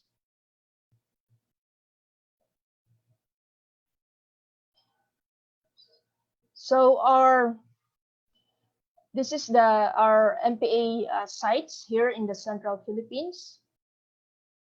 And there are about over 500 marine protected areas now here in the Central Philippines. And CCEF has been assisting these marine protected areas for over 2 decades now, since the early 2000s. And in Negros Oriental, actually, CCEF helped establish most of the marine protected areas in the municipality of Dawin, and also many marine protected areas in Cebu. And we also provided some technical assistance in some Bohol marine protected areas in the Danahon area. I think that was the Danahon project, which terminated in 2013. And also, our current initiatives are in Siquijor province. And also, we are providing assistance to the Apo Island protected seascape and landscape. But my talk this afternoon will, especially on the data that we are analyzing, this is current work going on. I will focus more on the southeast area and in Siquijor province. Here there are about 24 marine protected areas in Siquijor province now, and here in the southeast Cebu areas, there are about more than 20 marine protected areas.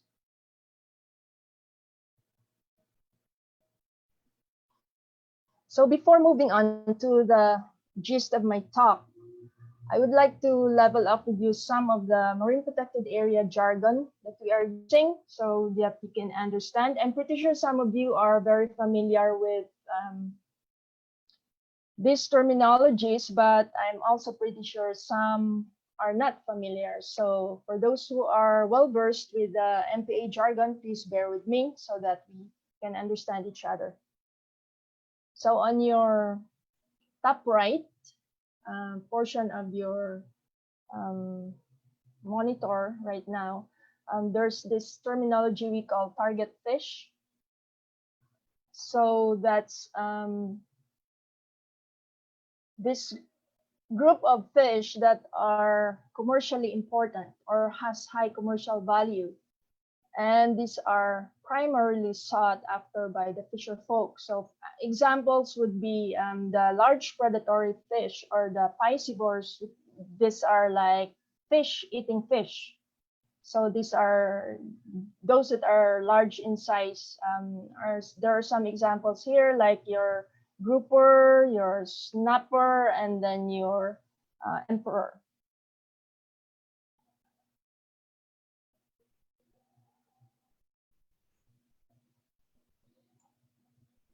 Oops, I'm sorry about that.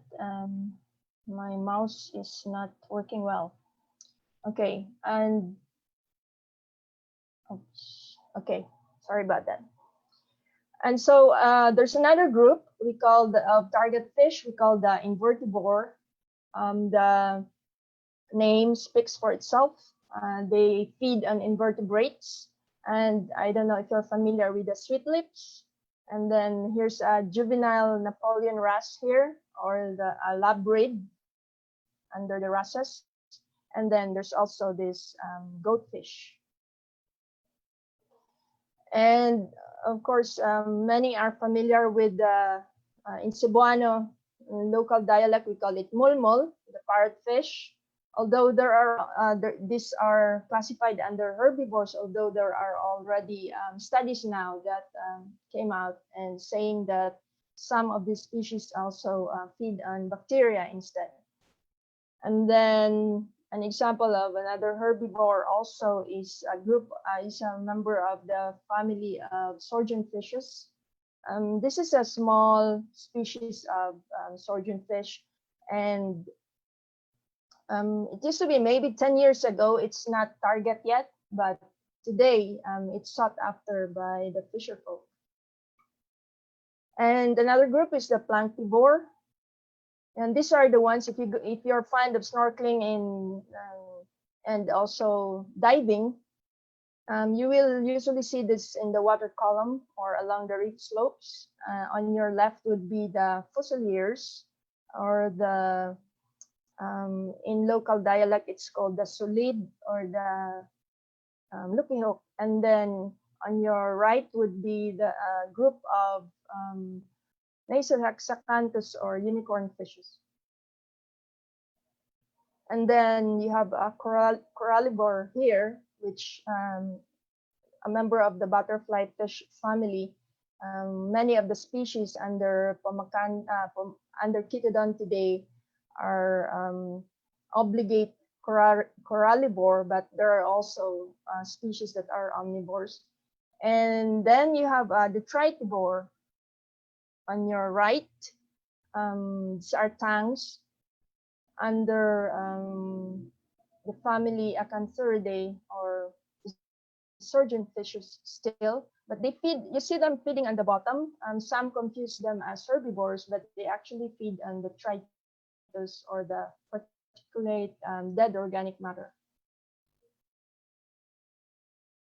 Okay, and this omnivore, which has varied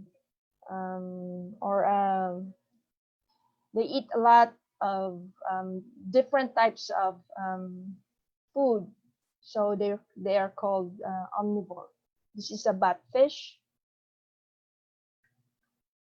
And then you have another category that we use when we evaluate the fish stocks in a marine protected area. We call them the non-target category. And these are usually the smaller species and mostly composed of damsels and also fairy basslets and the other small species like the gobies and the blennies.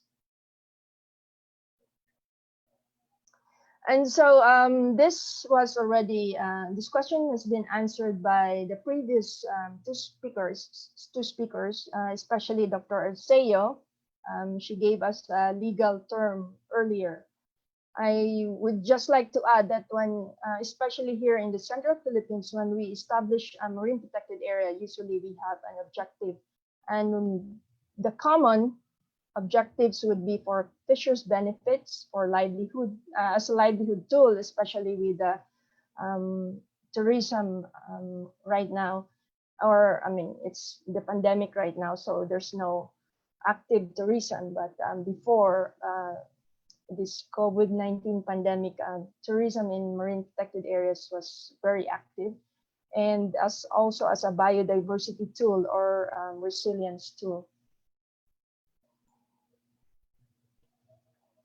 So going back to the fisheries benefits, when you establish a marine protected area for this purpose, there are two expectations. When do you say that your marine protected area is effective? So there is this phenomenon called the spillover. Many of you maybe are familiar with this already. This is the net migration of juvenile and adult fish into fished areas. So the concept here is that when you protect an area and it's well enforced, then over time, the density and the abundance and the biomass builds up, and then eventually it goes out and it spills over to adjacent fished areas or to the fishing ground. And then there's another one called recruitment subsidy, which is much harder to grasp for some because you cannot see the larvae and the fish eggs with the naked eye. But it's also called larval spillover. So this is linked to the concept of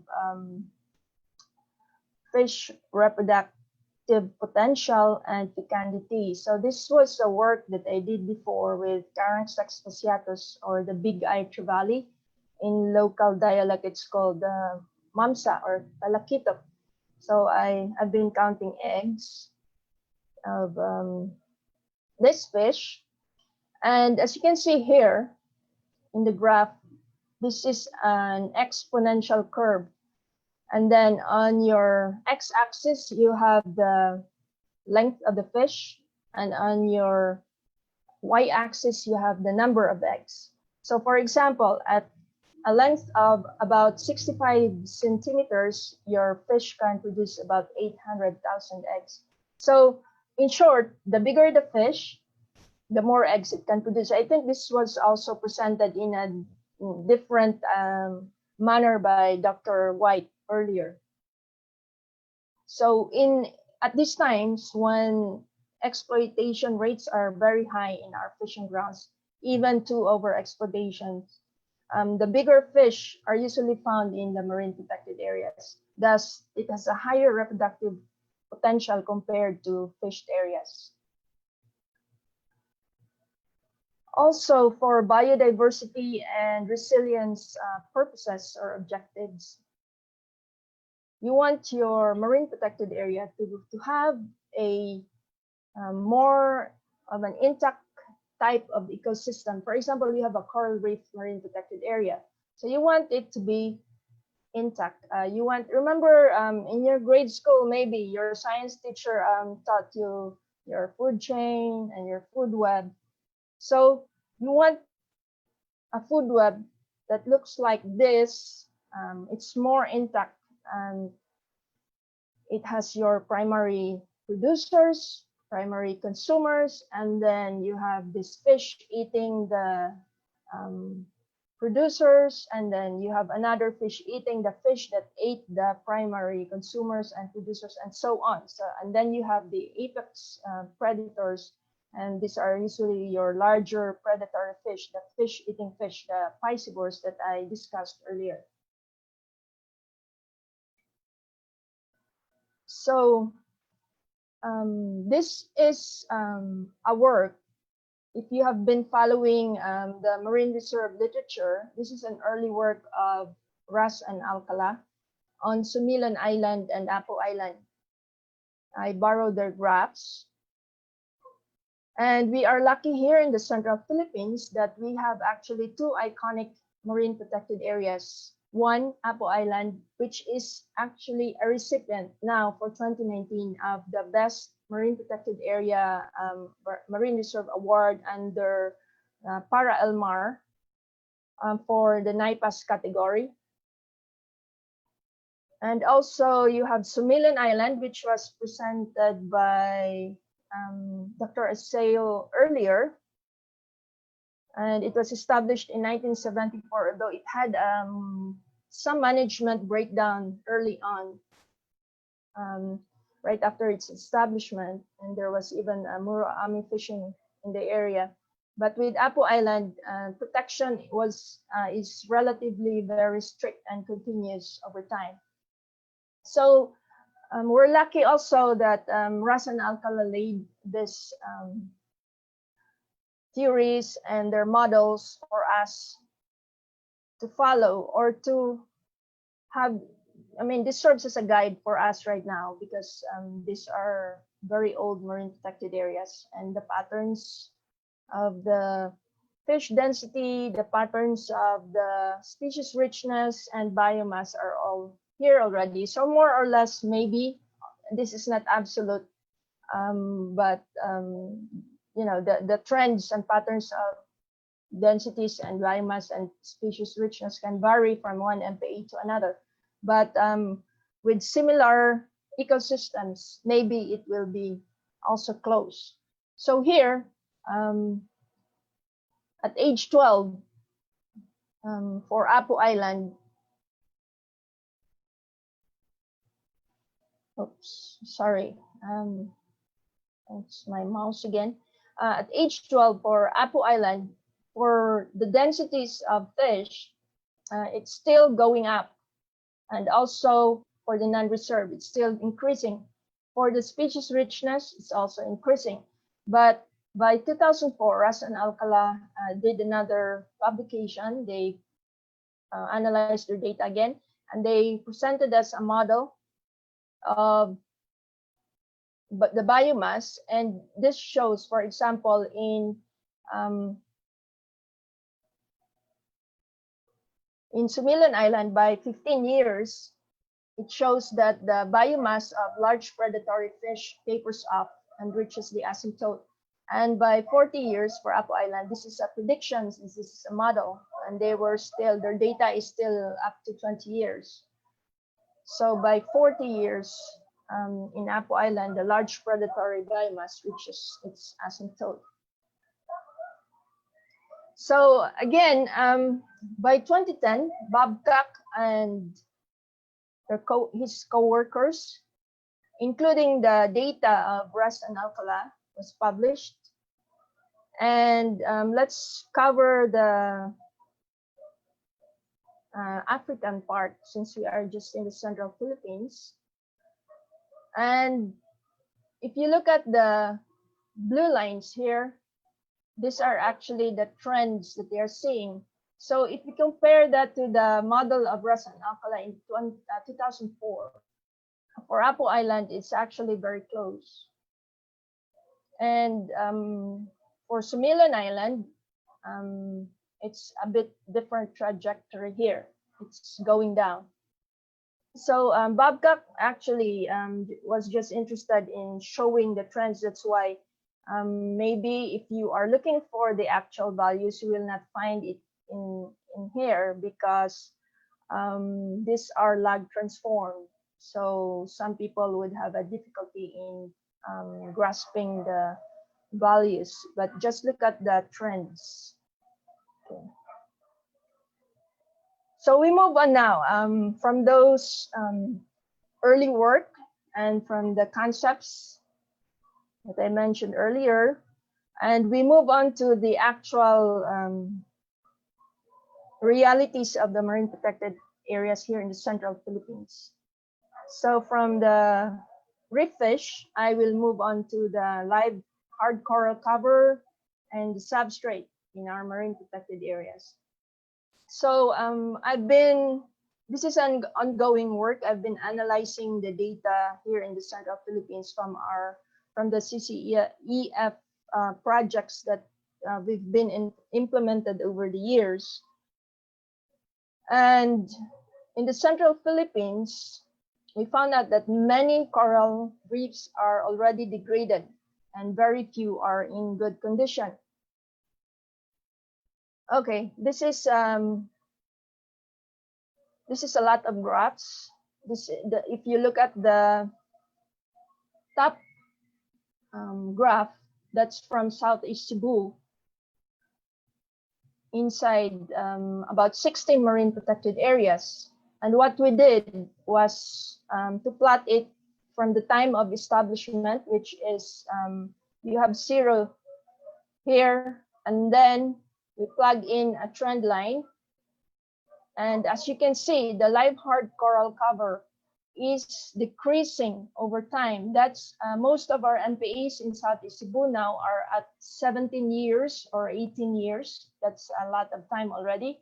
But sad to say that there is this declining pattern in live hard coral cover, while in the same marine protected areas, the rubble cover is increasing. Most of this actually can be attributed to the typhoons that happened in 2012, 2013. I think that's Pablo and Queenie. And Southeast Cebu was along the track. So there's a lot of damage in that area. And also, if you look at this at your far right, this is Sumilan at age 44 this year. It also is exhibiting a similar trend, a declining pattern in live hard coral cover, and an increasing trend in rubble. And this is in Siquijor province. Also the same way to analyze it. We started 0 for establishment, and then it's also exhibiting, this is from, I think, 18 marine protected areas. And also it's the same declining pattern of of live hard coral, and then increasing in rubble substrate. Again, Siquijor Island was hit, especially its eastern side was hit badly by the typhoons in 2011 and 2012, Pablo and Sindong. And same thing with this one is Tolapos Marine Protected Area, one of the oldest in the province. And although it's the trend of the live hard coral over time is at status quo, and the rubble is also declining. And this is from southwest Cebu. The blue lines are the live hard coral, and the gray lines are the rubble. This is just from one municipality in Moalboal. I didn't find the time to process all the data from other municipalities, so I have to present just the Moalboal right now. And so the pattern is variable since Southwest Cebu was not hit by the typhoons that hit the southeast and Siquijor areas. So they have a higher coral cover from fair to good, actually using the category, the scale of or categories of Gomez et al. 1994. And compared to the southeast Cebu and Siquijor province, most of the reefs are at poor to fair condition. Here it's fair to good. And the pattern is variable. One MPA is at status quo, one is declining, and one here is increasing. So the common agents of degradation is both natural and anthropogenic. So as I've mentioned, there was a typhoon. The typhoon was really devastating to coral reefs. In some areas, the damage was kilometers and kilometers. And then, after the typhoon, we also observed some infestation of crown of thorns. So there was even some marine protected areas where the coral cover was already poor. And then here comes the crown of thorns. And then there's also a few MPAs that are damaged by both anchors and construction of piers.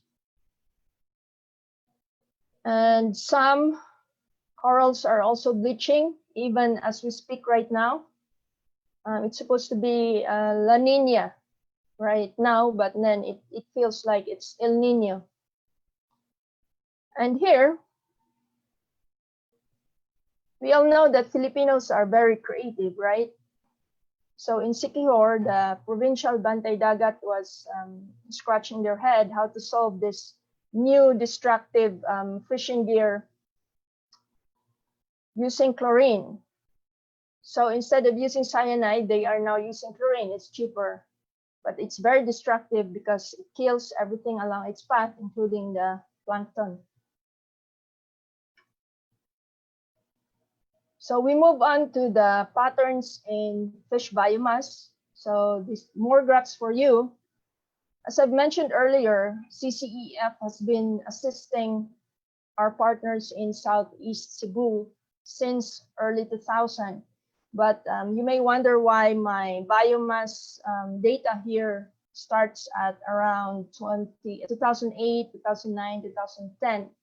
That's after 5 years. It's because during the early part, including the baselines of CCEF, the sizes of the fish were, which is critical in or necessary for computing the biomass, are put in size range. So it is more tedious to extract those biomass values. So for this talk, I just started with the size, those data with size specific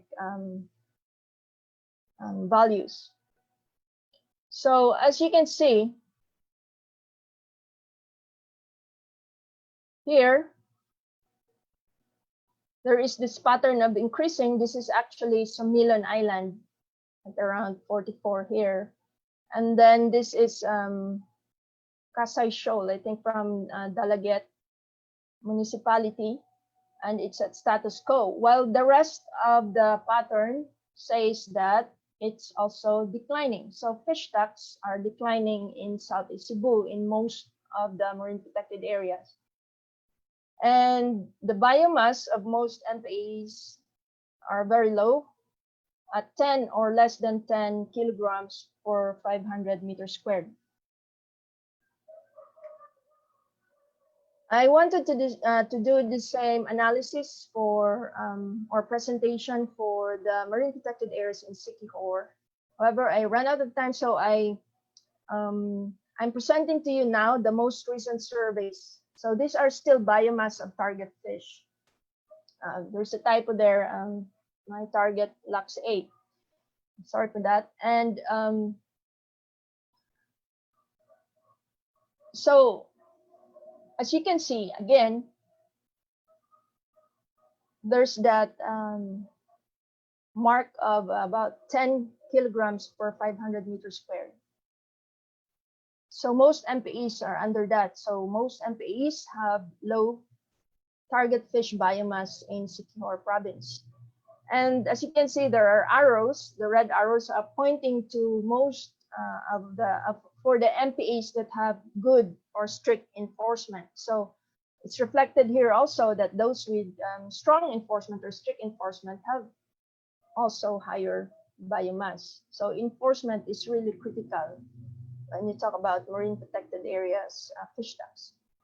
I'm also putting here in green bars the biomass of Apo Island Marine Sanctuary, although it's not part of Siquijor province, it's part of Negros Oriental, because it serves as a good standard since Apo Island is strictly protected more or less continuously over time for more than 30 years now.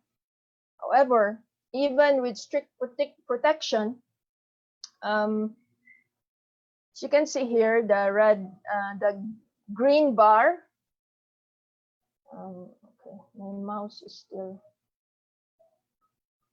The green bar. This is after the typhoon. So one of the negative impacts of the typhoon is actually a decline in fish, the decline of fish biomass. It's even more than tenfold in Apo Island Marine Sanctuary. So it's not only enforcement, that's the reason, weak enforcement, that's the reason that marine protected areas have low fish stocks. It's more complicated than that. There are other reasons. So this is an example of marine protected area in Siquijor province, Olang Marine Sanctuary, which was hit by the typhoon, and about 70% of the live hard coral cover was damaged back in 2013. And so we implemented coral reef rehabilitation here. There was a protocol development, so this is an experimental site. And then we monitored the fish biomass, how it responded, since it also declined sharply after the typhoon here. So if you look at the blue line, which is the treatment or the rehabilitated area inside the marine protected area, it's actually, there are signs of recovery, but it's fluctuating over time. It's because there's a complication between recovery and enforcement. So many times the MPA was poached. But if you look at the black lines, this is the red lines rather, this is the control. So as you can see, it appears that the rehabilitation is effective actually in fish recovery in this marine protected area. I also plot the black is the adjacent fished area, which is just about 0 in biomass for target fish, which is expected with the high rate of exploitation in the area. And then I also plug in the macroalgae, the green line. And there seems to be, I'm still working on this, looking at patterns. There seems to be a lag between when the biomass of the target fish increases, there's a lag when the macroalgae decreases, and when it increases back again when the biomass of the target fish decreases again. It's because the target fish is dominated by herbivorous fish, mostly it's carids. So this is another example of a local marine protected area. Apo Island Marine Sanctuary. Again, if you look at the red arrows, those were the typhoon times. As I've said earlier, the biomass was declined sharply after the typhoons. And then this is natural recovery though, without rehabilitation. So until now, after 6-7 years from the typhoon, the biomass, look at the black line, and then look at the Z axis or the secondary axis on your right. The biomass is down to less than 10 kilograms per 500 meters square. And this marine protected area is dominated by piscivores. This photo here of a grouper this fish is about 1 meter long when I took this picture. And then another example is from Siquijor also, province, Binoongan Marine Sanctuary. This is a pretty young marine protected area established in 2012, but was awarded in 2019 as the best marine protected area in Siquijor province under the Isla de Fuego MPA awards. So the protection here is relatively strict, although there were times when it was poached. And that's why if you look at July 2018 here, the biomass at the reef slope was down because of some poaching. And then it recovered again back after about a year. And this marine protected area is dominated by planktivorous fish, although you can also see a lot of predatory fish inside. And then again, these are 2 marine protected areas which had problematic enforcement in the beginning.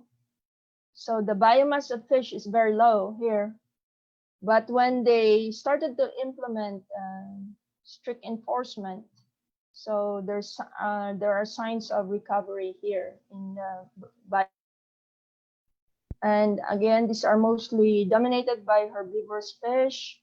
And also Kandaping Marine Sanctuary, the enforcement was problematic until around September 2017, when the municipality of Maria, under the Mouse office, they formed a municipal-wide patrol. So they augmented the local Bantay Dagats. So that improved the enforcement in the area.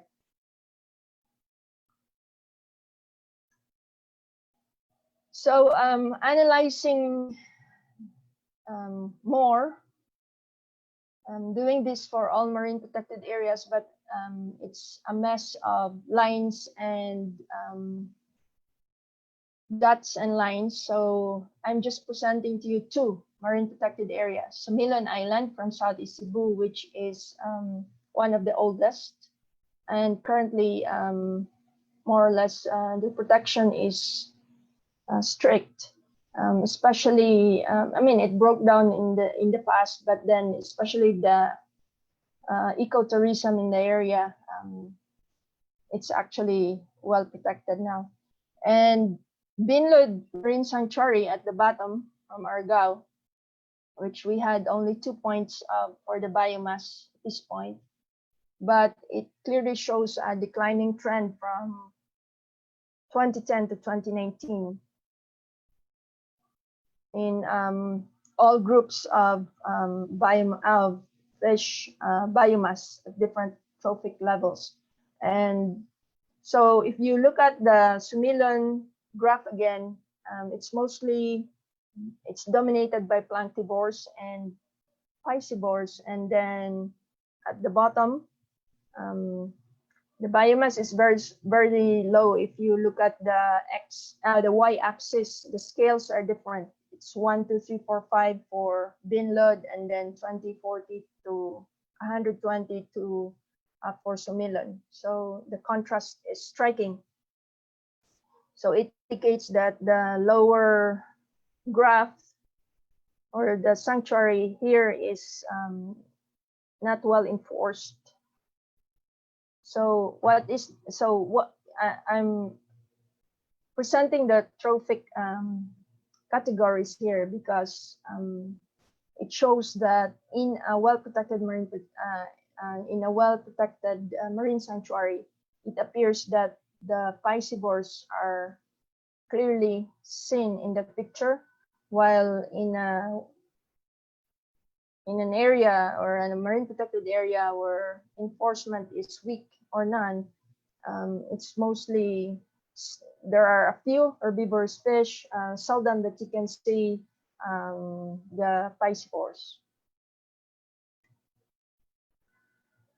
So the issues, concerns, and threats are very similar actually to the moving up to the Philippine or national level and to the coral triangle level. So coral reef degradation due to climate change and anthropogenic causes, declining fish stocks due to none to or weak enforcement, and then weakening or breakdown of MPA management, ineffective MPA design. Most of our marine protected areas are very small. There are even just a couple of hectares marine protected areas, but mostly are under 10 hectares. And different fish that you protect inside these marine protected areas have different home ranges, they have different life histories. So it would be good to evaluate or look at their home ranges and then compare it with the size of your marine protected area. And then there's also use of destructive fishing and overexploitation in adjacent fishing grounds. And so as an example, San Juan MPA, or San Juan actually is a tourist destination. It's known for its beautiful beaches and very pretty coral reefs. However, they have a problem on enforcement.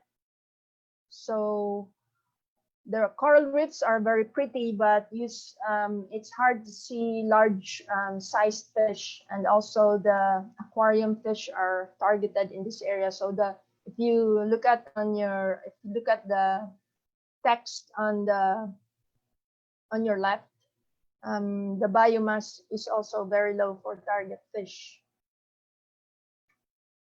However, there are also areas like the one I presented earlier, Binoongan Marine Sanctuary and Tulapos Marine Sanctuary. The coral cover is low, but the biomass is pretty high for the fish.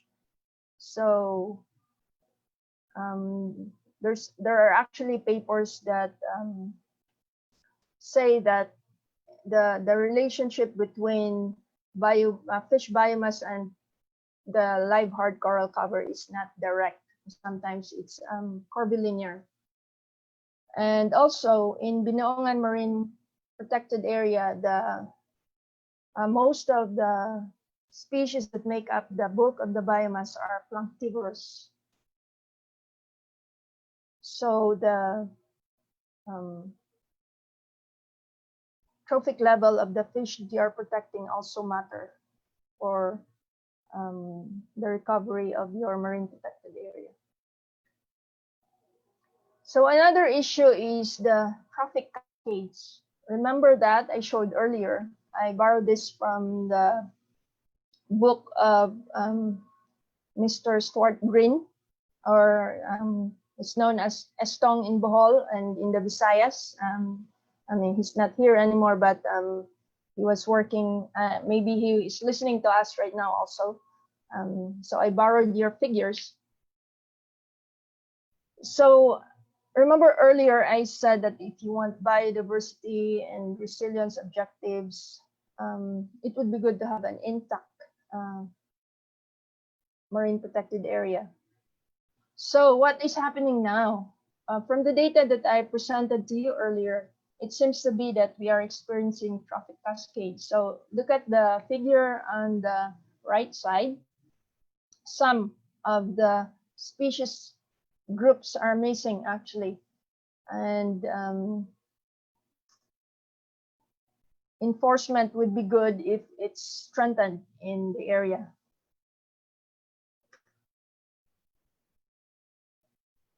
And one of the things that I would consider this a best practice is from Maria Siquijor province. Remember I mentioned earlier about an all municipal wide patrol.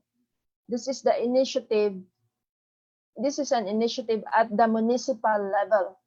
So since the provincial Bantay Dagat was having a difficult time in their logistics, in their budget, and also in their personnel, so the municipality of Maria took the initiative to organize their own Bantay Dagat team. At the same time, they also have a few Bantay Dagat, or I mean, for those listening to us at the international level, Bantay Dagat is the fish wardens or the marine protected area police. So most of these people are just volunteers, and some are being given an honorarium, but they're very small. So this goes back to the some of the things that was mentioned by Dr. White and Dr. Arceo, that we need to have people who are really focusing, or their roles are actually there to protect, or we need personnel to support the MPA sustainability in the area, or else it would be very difficult to have an effective marine protected area. So this is just showing to you that after the municipal-wide Bantay Dagat, or the municipal MPA police patrolled religiously almost every night, augmenting the MPA Bantay Dagats, the cases of violations decreased. Look at the red line. By November of 2017, it decreased. And then also the apprehensions and the not apprehended also decreased. So that was supported by the graphs that I showed earlier, where the biomass was also recovering, even though the marine protected area called Ulang Marine Sanctuary was damaged by the typhoon. So another intervention that we did is a protocol development of coral reef rehabilitation. We had an experimental site that was Ulang Marine Sanctuary. So this is more of a stabilization method. We are not damaging anything, but I would just like to caution to everybody who is listening that it needs to be science-based, and it needs to be an appropriate protocol.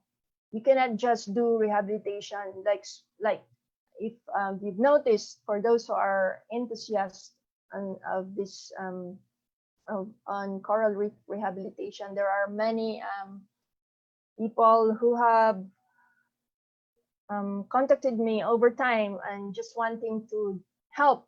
I mean, the purpose is good, but you might be creating more damage if you proceed without proper guidance. There is an appropriate protocol for an appropriate type of damage. And sometimes you do not need to rehabilitate actively, you just need to protect the site. So that's passive assisted coral reef recovery. So there's a lot of things that you need to do, or you need to assess, you need to plan before you implement a coral reef rehabilitation. And even this one is still experimental. And so that's from 2 to 3 years, and that's after 7 years. And comparing it with a site at the adjacent fish area, the corals are actually unconsolidated, so that even though they grow, when the rough waves come, they roll over, and then they also they break, and so they cannot really grow fully, so the reef will not recover. So it's important for substrates such as this, or in areas where it is similar to this, to stabilize the corals that are recovering. But then there's a caution again. Please, if you please do not proceed to just copy this protocol and implement it anywhere. It is a good practice to consult, and also those who know, and also assess the area and plan your rehabilitation. So for other marine protected areas experiencing ineffectiveness, as I'd mentioned earlier, it might be because your marine protected area is not the right design for the species that you are protecting. So this is a pictograph. Actually, Dr. White showed you earlier a similar version. It was colored though. It looks prettier than this.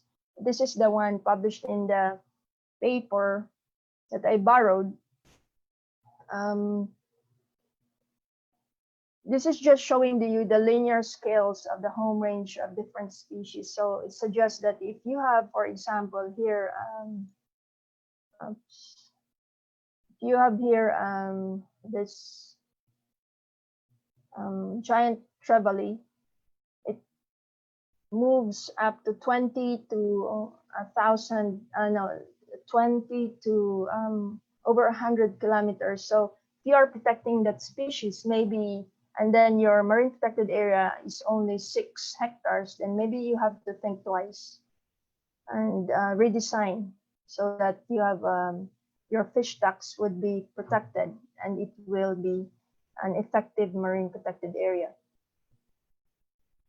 So anyways, and also there was, I think for larval subsidy for distances, I think Dr. Abisamis also has a publication on that. You can actually search if you would like. But anyways, there are guides. I think the CTI has also, the colleagues of Dr. White have been working on MPA designs, what is appropriate, what is effective for these types of species and for that type of habitat.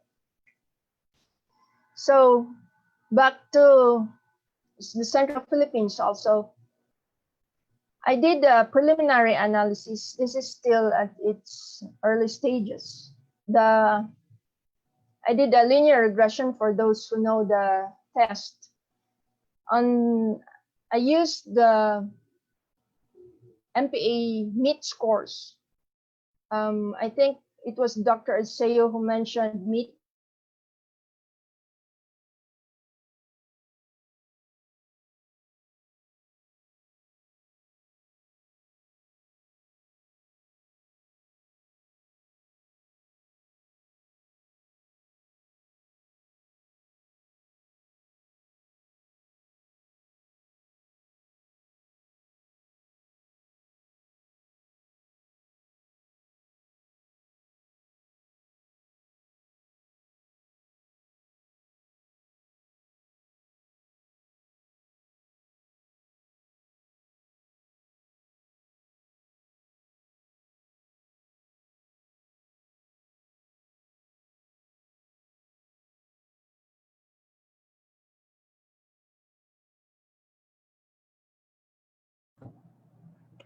All right, so we apologize for the technical glitch. Perhaps our third speaker, Dr. Aileen Maypa, has this technical jam on her end, so we can't do something about it. So all we have to do is to wait for her to come back, or we can utilize the time for the Q&A. But for the meantime, let's give her at least 2 minutes to get back on the Zoom conference. Once the 2 minutes is done, we can proceed to the open forum since Dr. Maypa is on the latter, is almost done with her talk as well. All right, so let's give her 2 minutes, and then there you go. She's here.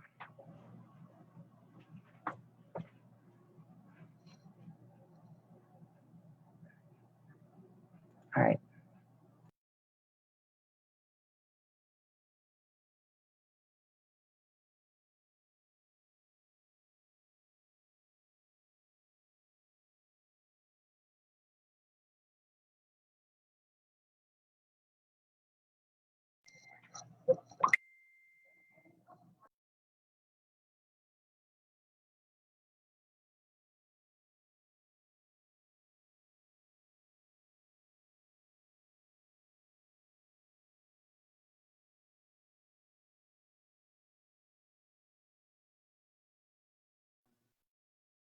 Hmm?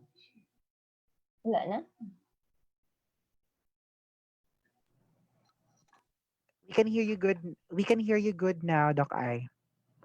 Okay.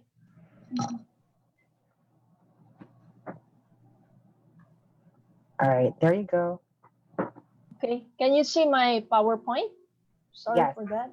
Yes, and we can hear you too. I think the signal here in my place is not that strong. All right.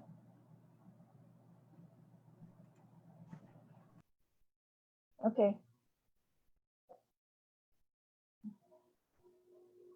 So, okay.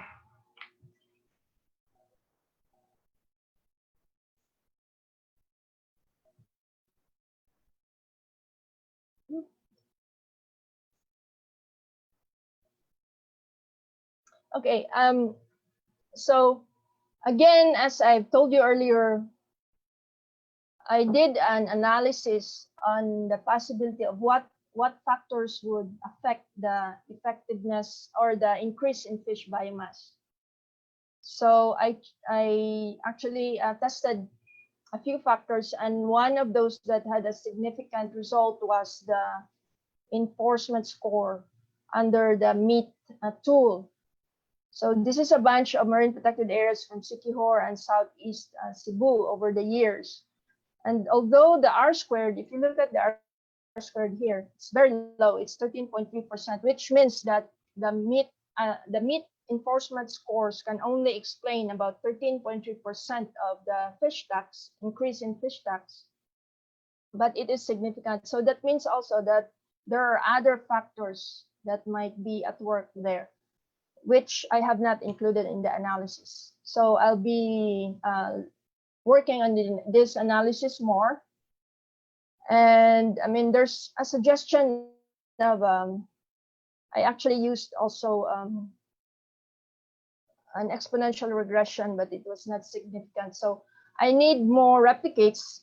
There are more data that I can plug in later. So anyway, that's just a suggestion for a factor that might influence fish tax. And also, good governance is always a must for sustaining our marine protected areas. So actually that ends my talk. And here I have an email address if you have questions later. And that cannot be, that if you have no chance of raising your questions in this conference. So fish be with you all, and thank you for listening.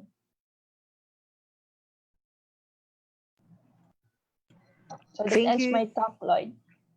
Thank you so much, Dr. Aileen Maypa, for your talk on the state of Visayas marine protected areas, or MPAs, and we commend you for that really informative talk. That it was technical, but of course, I'm pretty sure that it helps a lot of people, especially those who need the information about that. And truly, that it is really an ongoing concern in terms of preserving our seas, our oceans. That we really have to make a difference.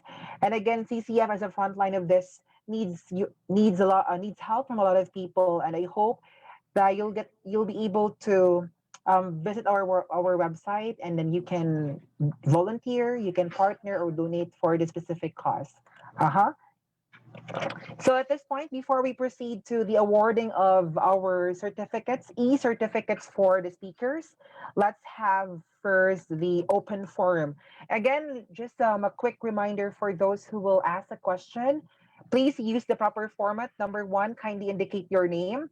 The second one is the company or the school or the institution you're connected with, and then the name of the speaker you wish to answer the question, to whom you address the question, and of course your question. And again, please make sure that the questions are relevant to the day one topic and not relevant to the second day topic, because we also have our committee here for the selection of the questions. So not it's not a not a guarantee when you ask a question, or when you chat in the Zoom chat room, the question will be asked, because we have to screen it first if it's still relevant, or if the answer to that question has been discussed during the presentations of the speakers.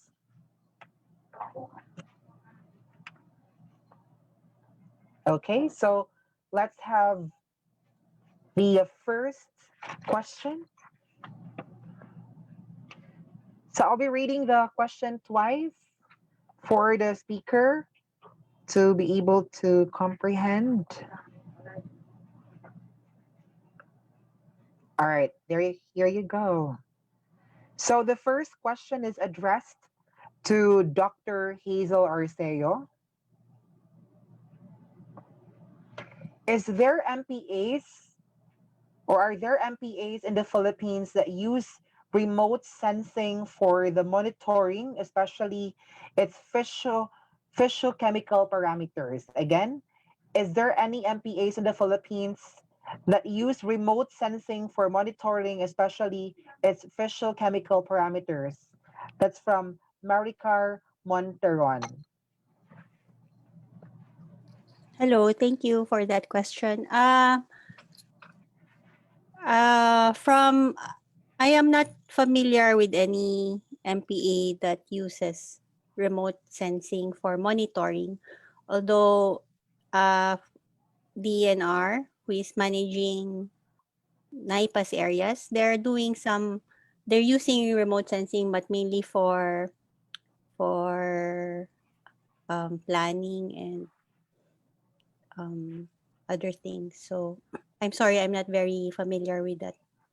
Mhm. Okay, so here's another question, Dr. Hazel, a follow-up question to that. But it's from a student from University of San Carlos, a marine bio student. My question is addressed to Dr. Hazel about the second MPA agenda, doc. It can be seen in the map that there are still areas with no MPA, especially in northern Luzon, really wide blank. What might be their main reasons that they haven't established one? If you remember, the Pacific Seaboard actually has a default close season. During the typhoon season, halos it's really the seas are rough. So basically, there's that um, element. The other thing is it's really difficult to access in most cases the coastal areas from the. So I think it's mainly accessibility. And in fact, when we did an expedition along the Isabela coast, it was the reefs are really the coast are usually far from the population centers. So I guess it's also a difficulty in terms of managing. Okay. And thank you so much, Doc Hazel, for that answer. Next question is addressed to Dr. Alan T. White. The question is from Maria Cristina Lacasa, an LGU representative. Let me read the question. What is the level of effectiveness in the MPA management done at a national level as practiced in Indonesia?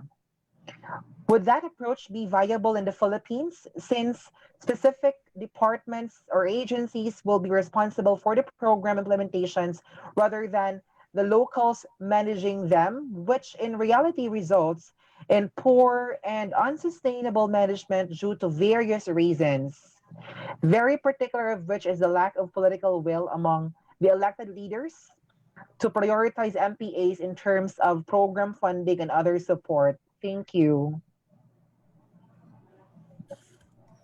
Thank you for the question. In Indonesia, there is a national management effectiveness system that has been adopted by the national government, and it is applied to all MPAs that are under the Ministry of Marine Affairs and Fisheries. The problem is that it's quite national and top down. It doesn't necessarily interact much with some of the local stakeholders, but it is effective for evaluating the overall implementation of management plans and to what extent they have budgets and have personnel to implement the MPA. But in Philippines, as you point out, there is a system. It's called MEET, and I know Hazel and the group at UBMSI could certainly add much more comments on how that's being implemented. But I believe in the Philippines, there's also a national level management effectiveness system under DENR that looks at the national Maypa sites and evaluates effectiveness. But that is separate from the MEET, which is applied to the local government implemented MPAs. And you're correct, the interpretation of that may vary with the local government officials and some of the level of understanding or local politics in terms of how they see their marine protected area. But there is a system, and it requires more education and socialization of the system so that it can work more consistently across the country. I think that probably Hazel could contribute a bit more to this discussion on the Philippine side. But in Indonesia, there is a national system that is quite effective at looking at all the nationally implemented MPAs. And it's not that different than what is in the Philippine system as well. It's just a matter of the institutional differences and the funding they have for implementing that system. Thank you. Thank you, Dr. Allen. So we have also a follow-up question. I think the question is from a participant from Indonesia. Is it really effective? Is it effective or enough using VMS in waters to eliminate IUU, slave labors, and drugs in broad border waters, and to lose bycatch for the seascape conservation? How would be the better way to lose the gaps and unnecessary problems between local fishing community, business groups, and local enforcement sectors of the government? So basically, the gap between the community, the business groups, and the law enforcement sectors. Well, thanks for that question. That's a very important question, and it's a big issue in Indonesia because there is quite a lot of destructive and illegal fishing still going on in many of the areas. But actually, in the project I mentioned, the Sea Project that I'm involved in here, we do have a very active group looking at how to coordinate better coastal law enforcement with the provincial, the district government, and with the national agencies that are responsible. The problem is often coordination and looking at levels of jurisdiction. It's a bit like in Philippines where the municipality government has jurisdiction to 15 kilometers offshore. Well, here in Indonesia, the provinces have jurisdiction to 12 nautical miles offshore, but they often lack the capacity to really patrol and implement enforcement in those areas and to coordinate with all the stakeholders. So it's a matter of education, coordination, and also sort of putting it as a priority within the provincial government so that there's budget and there's a task force set up to deal with the issue. And it's an ongoing effort to do that. It will take some time, but there are a lot of people thinking about it. There's also a national task force in Indonesia under the Ministry of Marine Affairs and Fisheries to deal with destructive fishing. Of course, Indonesia is a very big country, so it has a lot of work to do. So thanks. Hopefully that's helpful for your question. All right, so next question is addressed to our third speaker, Dr. Arlene Maypa. The question is from Shari Taiko of Capiz State University, Dayo Satellite College. Doc I, what are the protocols needed for the coral reef rehabilitation? Come again, Lloyd. I didn't get the first part. What are the protocols needed for coral reef rehabilitation? The protocol that we develop actually is specific for rubble dominated areas because of the typhoon damage that happened during 2011 and 2012. So we can only apply this protocol for those areas. So if you have a coral reef that was damaged and the substrate is actually mostly rocks and all those, you cannot apply those protocols. So there are different protocols for certain types of damage in coral reef. So that's why you need to assess and you need to plan what to do. So your question is, what types of protocol are there? Actually, the existing coral rehabilitation manual now is the one that was written by Dr. Gomez with Alistair Edwards, I think, back in 2010. There's a compilation there of few of the protocols that are being used for coral rehabilitation, but there is no recent consolidation for what is out there and what specific types can be used for this. So that's a gap actually right now.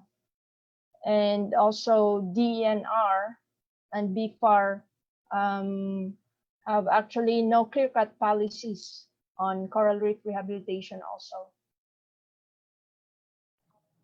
All right. A follow-up question though. Did I answer your question? All right. So if Dr. Aileen has answered your question to the one who asked, kindly react thumbs up. But for now, let's move on to another question addressed to Dr. Aileen. Doc I, do you think the national governing or management agencies in charge of MPAs are doing enough in managing existing MPAs in the country? Like, for example, disqualifying those which are not meeting a certain range of criteria? On what other aspects could the LGU's MPAs benefit from these agencies? The question is from Professor Cabansag of UP Tacloban. Okay. So your question, if there is enough support, or are they doing in terms of the level of the national agencies? Yes. But actually, it depends. If your marine protected area is locally managed or LGU managed, and there are at the national level, you have the NIPAS or National Integrated Protected Area System. So you have the NIPAS areas like Apo Island, Apo Reef. These are under DNR, which is a national agency. So I, for one, is a member of the Apo Island Seascape and Landscape Protected Areas Management Board. I'm part of the advisory body under DNR, and it's actually very challenging. It's easy to say, but it's not easy to implement. The national agencies are understaffed. There's even an instance where we at CCEF had to mitigate a coral reef damage that was so large, about half a hectare, in one of our sites. And we were asking for assistance from these national agencies, DNR and BFAR, but the response took too long. It cannot catch up with the damage that's going on. So by the time that they responded, almost everything is gone. The reef was homogenized already. And so in terms of marine protected areas, I think it was emphasized by Dr. White and Dr. Arceo that there should be staff that are dedicated to those areas, because it's really a problem right now. It's a big concern because that's why nobody can focus on these areas due to lack of personnel. So that indicates already the capacity of our national agencies to assist us. They're willing to, but they cannot because of also a limitation of their staff and their budget. All right, so thank you, Doc I, for that. So we will be entertaining 3 more questions. So here's another question. Let me read from University of the Philippines, Diliman campus. Wait, hold on. Wait. So the question is addressed to Dr. Alan T. White. Doc Alan, the question is from Crystal Amarillo of UP Diliman. She is a rapporteur of the CTI CFF and a research assistant for the USAID CBOL project, and she has 2 questions. First, it is well acknowledged that small-scale fisheries and MPA community management is a key to promoting the protection of coral reefs and fisheries. But how about the food security threat caused by the big-time industries? What is being done to regulate the amount of neurotic and pelagic fish catch? Is there any movement, advocacy, or legal work in outlawing sustainable practices such as the use of bottom trawling in CT6 countries? Number 2, does the Philippines now have existing data on natural resource valuation? How critical are MPAs and CRM in economic terms? Thank you. And I think the other speakers can also share their 2 cents about this matter.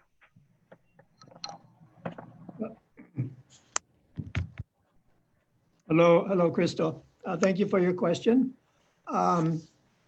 Actually, I sent you, I wrote a note to you whereby I can send you several publications that might help answer some of your questions. But regarding the enforcement of sort of the impact of small-scale fisheries from the large-scale fishers, I think in Philippines and in Indonesia both, it has to do with the jurisdiction and where the different scale fisheries are allowed legally to fish.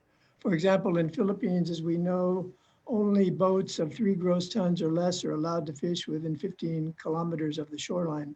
The problem is enforcement of that, but that does prevent larger scale fishing operations from extracting fish from the local small scale sector and detracting from food security in local areas. So that's quite important. It's been an issue in the Philippines for a number of years, and I think it still is. But the law actually supports the small scale sector to be protected as long as their local governments have the capacity to do that. It's a bit similar in Indonesia, where there's scales of fishing operations that are allowed in certain areas and not in others. And also giving legal rights to the smaller scale sector. In the case of Indonesia, 10-year rights are given to, at the village level, for certain areas to be totally under their control, whereas other fishers are not allowed to enter those areas. So there's a lot being written and done on that. It's worth a bit more research and figuring out how these systems can be made more effective to protect the food security for local stakeholders. I think your question on valuation is that I will share some other publications that have come out more recently from the 1998 book that we did. Although I will say that the overall system of calculating or sort of estimating the valuation has not really changed. The numbers may change according to the status of the resource, the habitat, or the fish stock, but the methodologies being used are pretty much the same. So we can share those with you separately. Thank you. Thank you so much, Dr. Alan T. White. All right, for our last 2 questions, we would love you guys to really personally or virtually ask your questions to our speaker. But of course, I have to acknowledge as the moderator as to who will be the person that will ask his or her question for a particular speaker. So for this one, the next question is addressed to Dr. Aileen T. Maypa. The question, the person who would like to ask the question is from UP Marine Science Institute. So Sir Michael Antrigenio, can you please unmute yourself so you can unmute your microphone so you can directly ask your question to Dr. Aileen Maypa.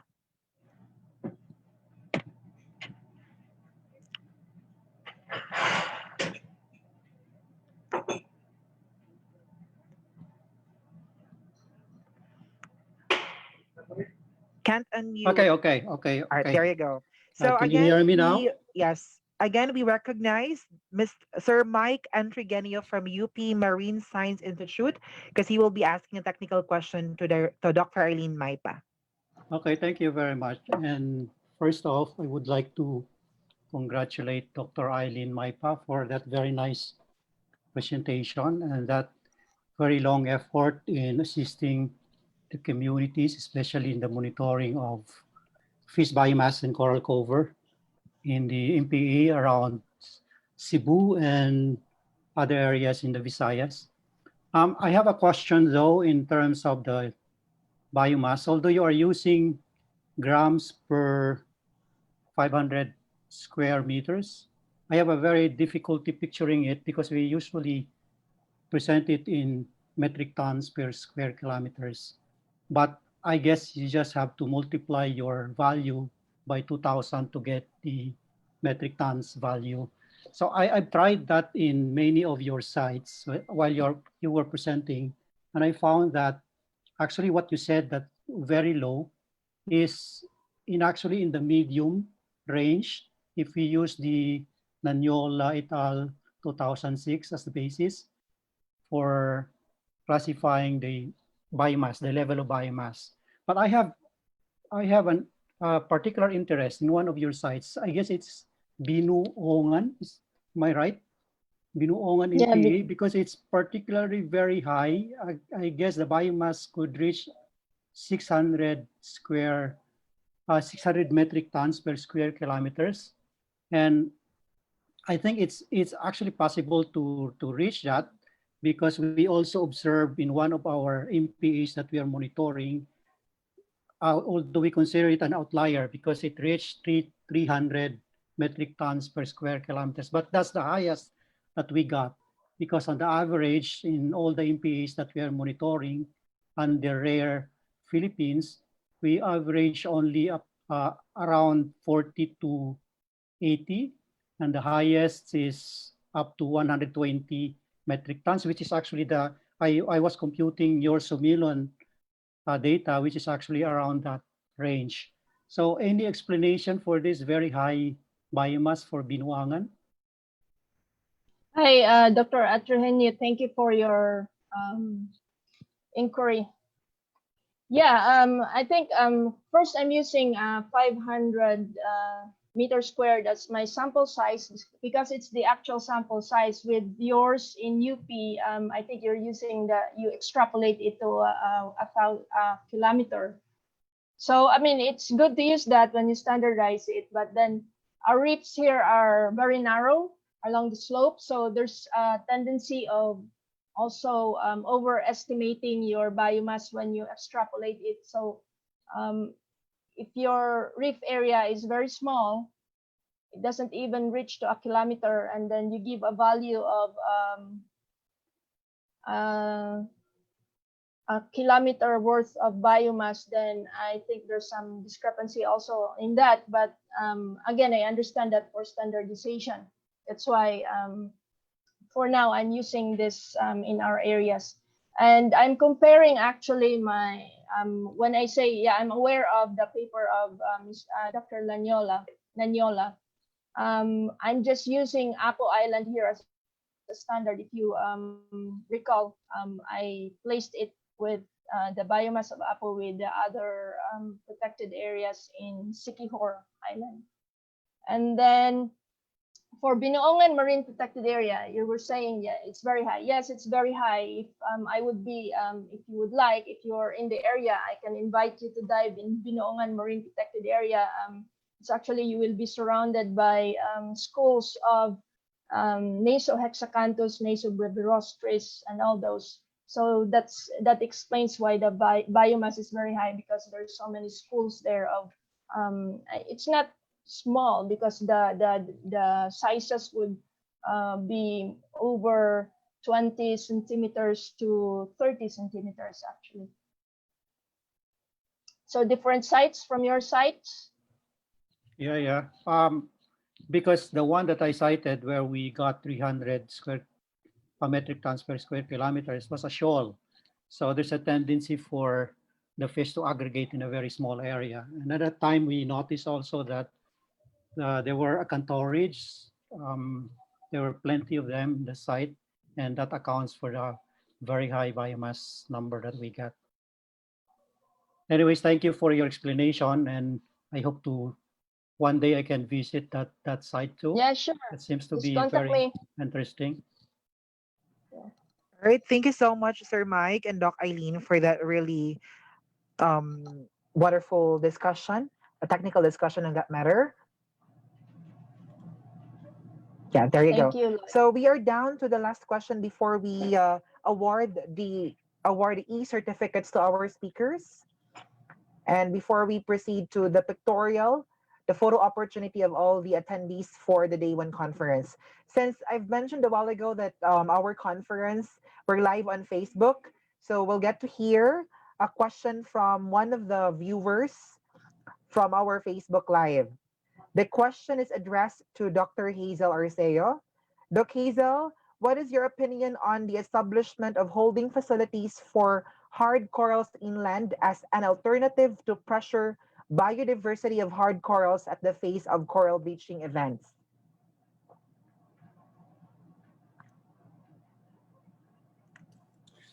I'm sorry, can she, maybe can the, it's on Facebook, no? Yeah, To it's on explain Facebook. what, can you please repeat the, Say, I'll repeat that on the question. It's from Daniel of Quezon Province. What is your opinion on the establishment of holding facilities for hard corals inland as an alternative to preserve biodiversity of hard corals at the face of coral bleaching events? So, it's actually quite tricky, no? Because first, it's always good to just leave them where they are naturally present. So although the intention is good to move them manually to a safer place, the corals are providing other ecosystem goods and services besides their own that will also be lost if you manipulate them physically and transfer them. So although it's quite understandable to think about these things, because the way climate change is doing, the reefs are bleaching. It's like we feel so helpless of not being able to do anything. But I think the most that we can do is really to lessen the effects of other threats, because for natural threats, we can't do anything about them. But for the other threats that exacerbate or sort of have a additional layer of stress to the corals and coral reefs, then those things we can try to address. So instead of manipulating and then transferring them, where it's not sure if they're going to survive, because of course it's also a foreign, the conditions are different if they're inland and compared if they are in their natural habitat. So it is best just to leave them be, address other threats that can exacerbate the effects of natural threats, rather than try to do these physical manipulation. Even some coral rehabilitation projects, if, as Dr. Maypa mentioned, if not done or planned properly, they may actually do more harm than good, no? Because oftentimes they're placed in natural reefs, and so those kinds of things. So for me, it's really, and it takes a lot of money, no? The investment is so high to do these coral rehabilitation projects, and even to, for example, to transfer them inland. It's cost effective to protect them let nature takes its course and try to help address other threats that are within our control. Thank you. All right. Thank you so much, Dr. Hazel, for that. So it's already 5:01 in the afternoon. So at this point, let's award the e-certificates for our speakers before we proceed to the photo opportunity for those attendees who really stayed till this wee hour. All right. So at this point, let me request our CCF Executive Director to read the citation and award the certificate of recognition and appreciation to our three dear speakers. Sir Ricky? Okay, thank you so much to our three speakers this afternoon. And to read our certificate of appreciation, this certificate of appreciation is given to Dr. Alan T. White for his contribution as resource speaker during the two-day first virtual Marine Protected Area Conference 2020 held on the 9th and 10th of September 2020 via Zoom and Facebook Live, given this 10th day of September 2020. Thank you very much, Dr. Alan White. Thank you, Auburn, and everybody in CCEF. And thank you, everybody, for joining this interesting and important webinar. Thank you. By the way, this certificate of appreciation is given by CCEF together with Unico Conservation Foundation, who is partnering with us. The same certificate is given to Dr. Hazel Arceo. Dr. Hazel, thank you very much. Thank you also for the invitation and for this really reminded us to try to update again the status of MPAs in the Philippines. Good idea. Yeah. Somebody's asking about the inventory of MPAs. And the same certificate is given to Dr. Aileen Maypa. Doc, I thank you very much. Thank you very much, and thank you for organizing this successful Marine Protected Area virtual conference. Thank you. Okay, thank you once again. I know this is something new for all of us, giving a talk in front of a camera instead of a live audience. So once again, Dr. Alan, Dr. Hazel, and Dr. Aileen, thank you so much. Thank you. Thank you. For gracing our invitation to speak for the Day 1 conference of this first virtual MPA conference. And again, we would love to encourage everyone to please partner, or you can volunteer or donate to CCF for us to be able to secure the future of the next generation by protecting the coast. So if you have any queries, if you have any concerns, feel free to send your message to our email at ccf@coast.ph or info@coast.ph, or our website coast.ph, or our Facebook site Coastal Conservation and Education Foundation, or CCEF. So a run through of tomorrow's program there will be testimonials from different inter-LGU alliances or MPA network presentations for our MPA champions. These talks will be delivered by different honorables from different LGUs, such as we have SP member of Siquijor Province. We will also be hearing a talk from the municipality mayor of Oslob for SCCRMC, and we'll get to hear a message from Attorney Eldwin Emily Alibutnan from the Smart SBDA of Save Marine Aquatic Resources, or Sibugay Bay Development Alliance. And the last one is another talk from the Batman of Negros Oriental Chief ENRD. So there you go. Before we go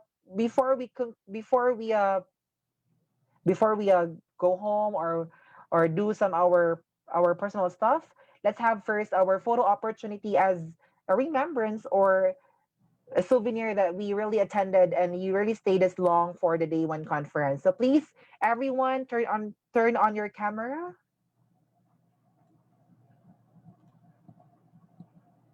Okay.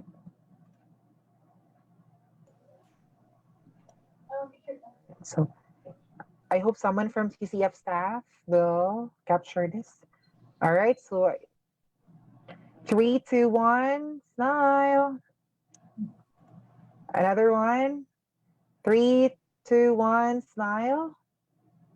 And last one, because there are a lot of participants. 1, 2, 3, and smile.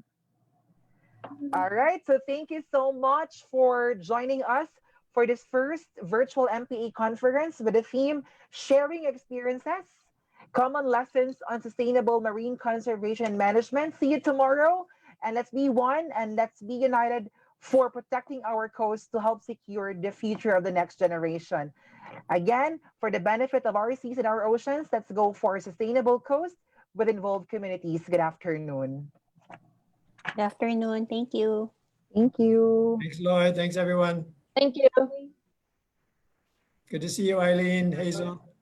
Good to see you too, Alan, See you Aileen. too. Say hi to Perry when you have a chance. I will. Thanks. Bye-bye. Bye-bye. Bye. Thank you. See you all tomorrow. Bye. Thank you. See you tomorrow at 2 p.m.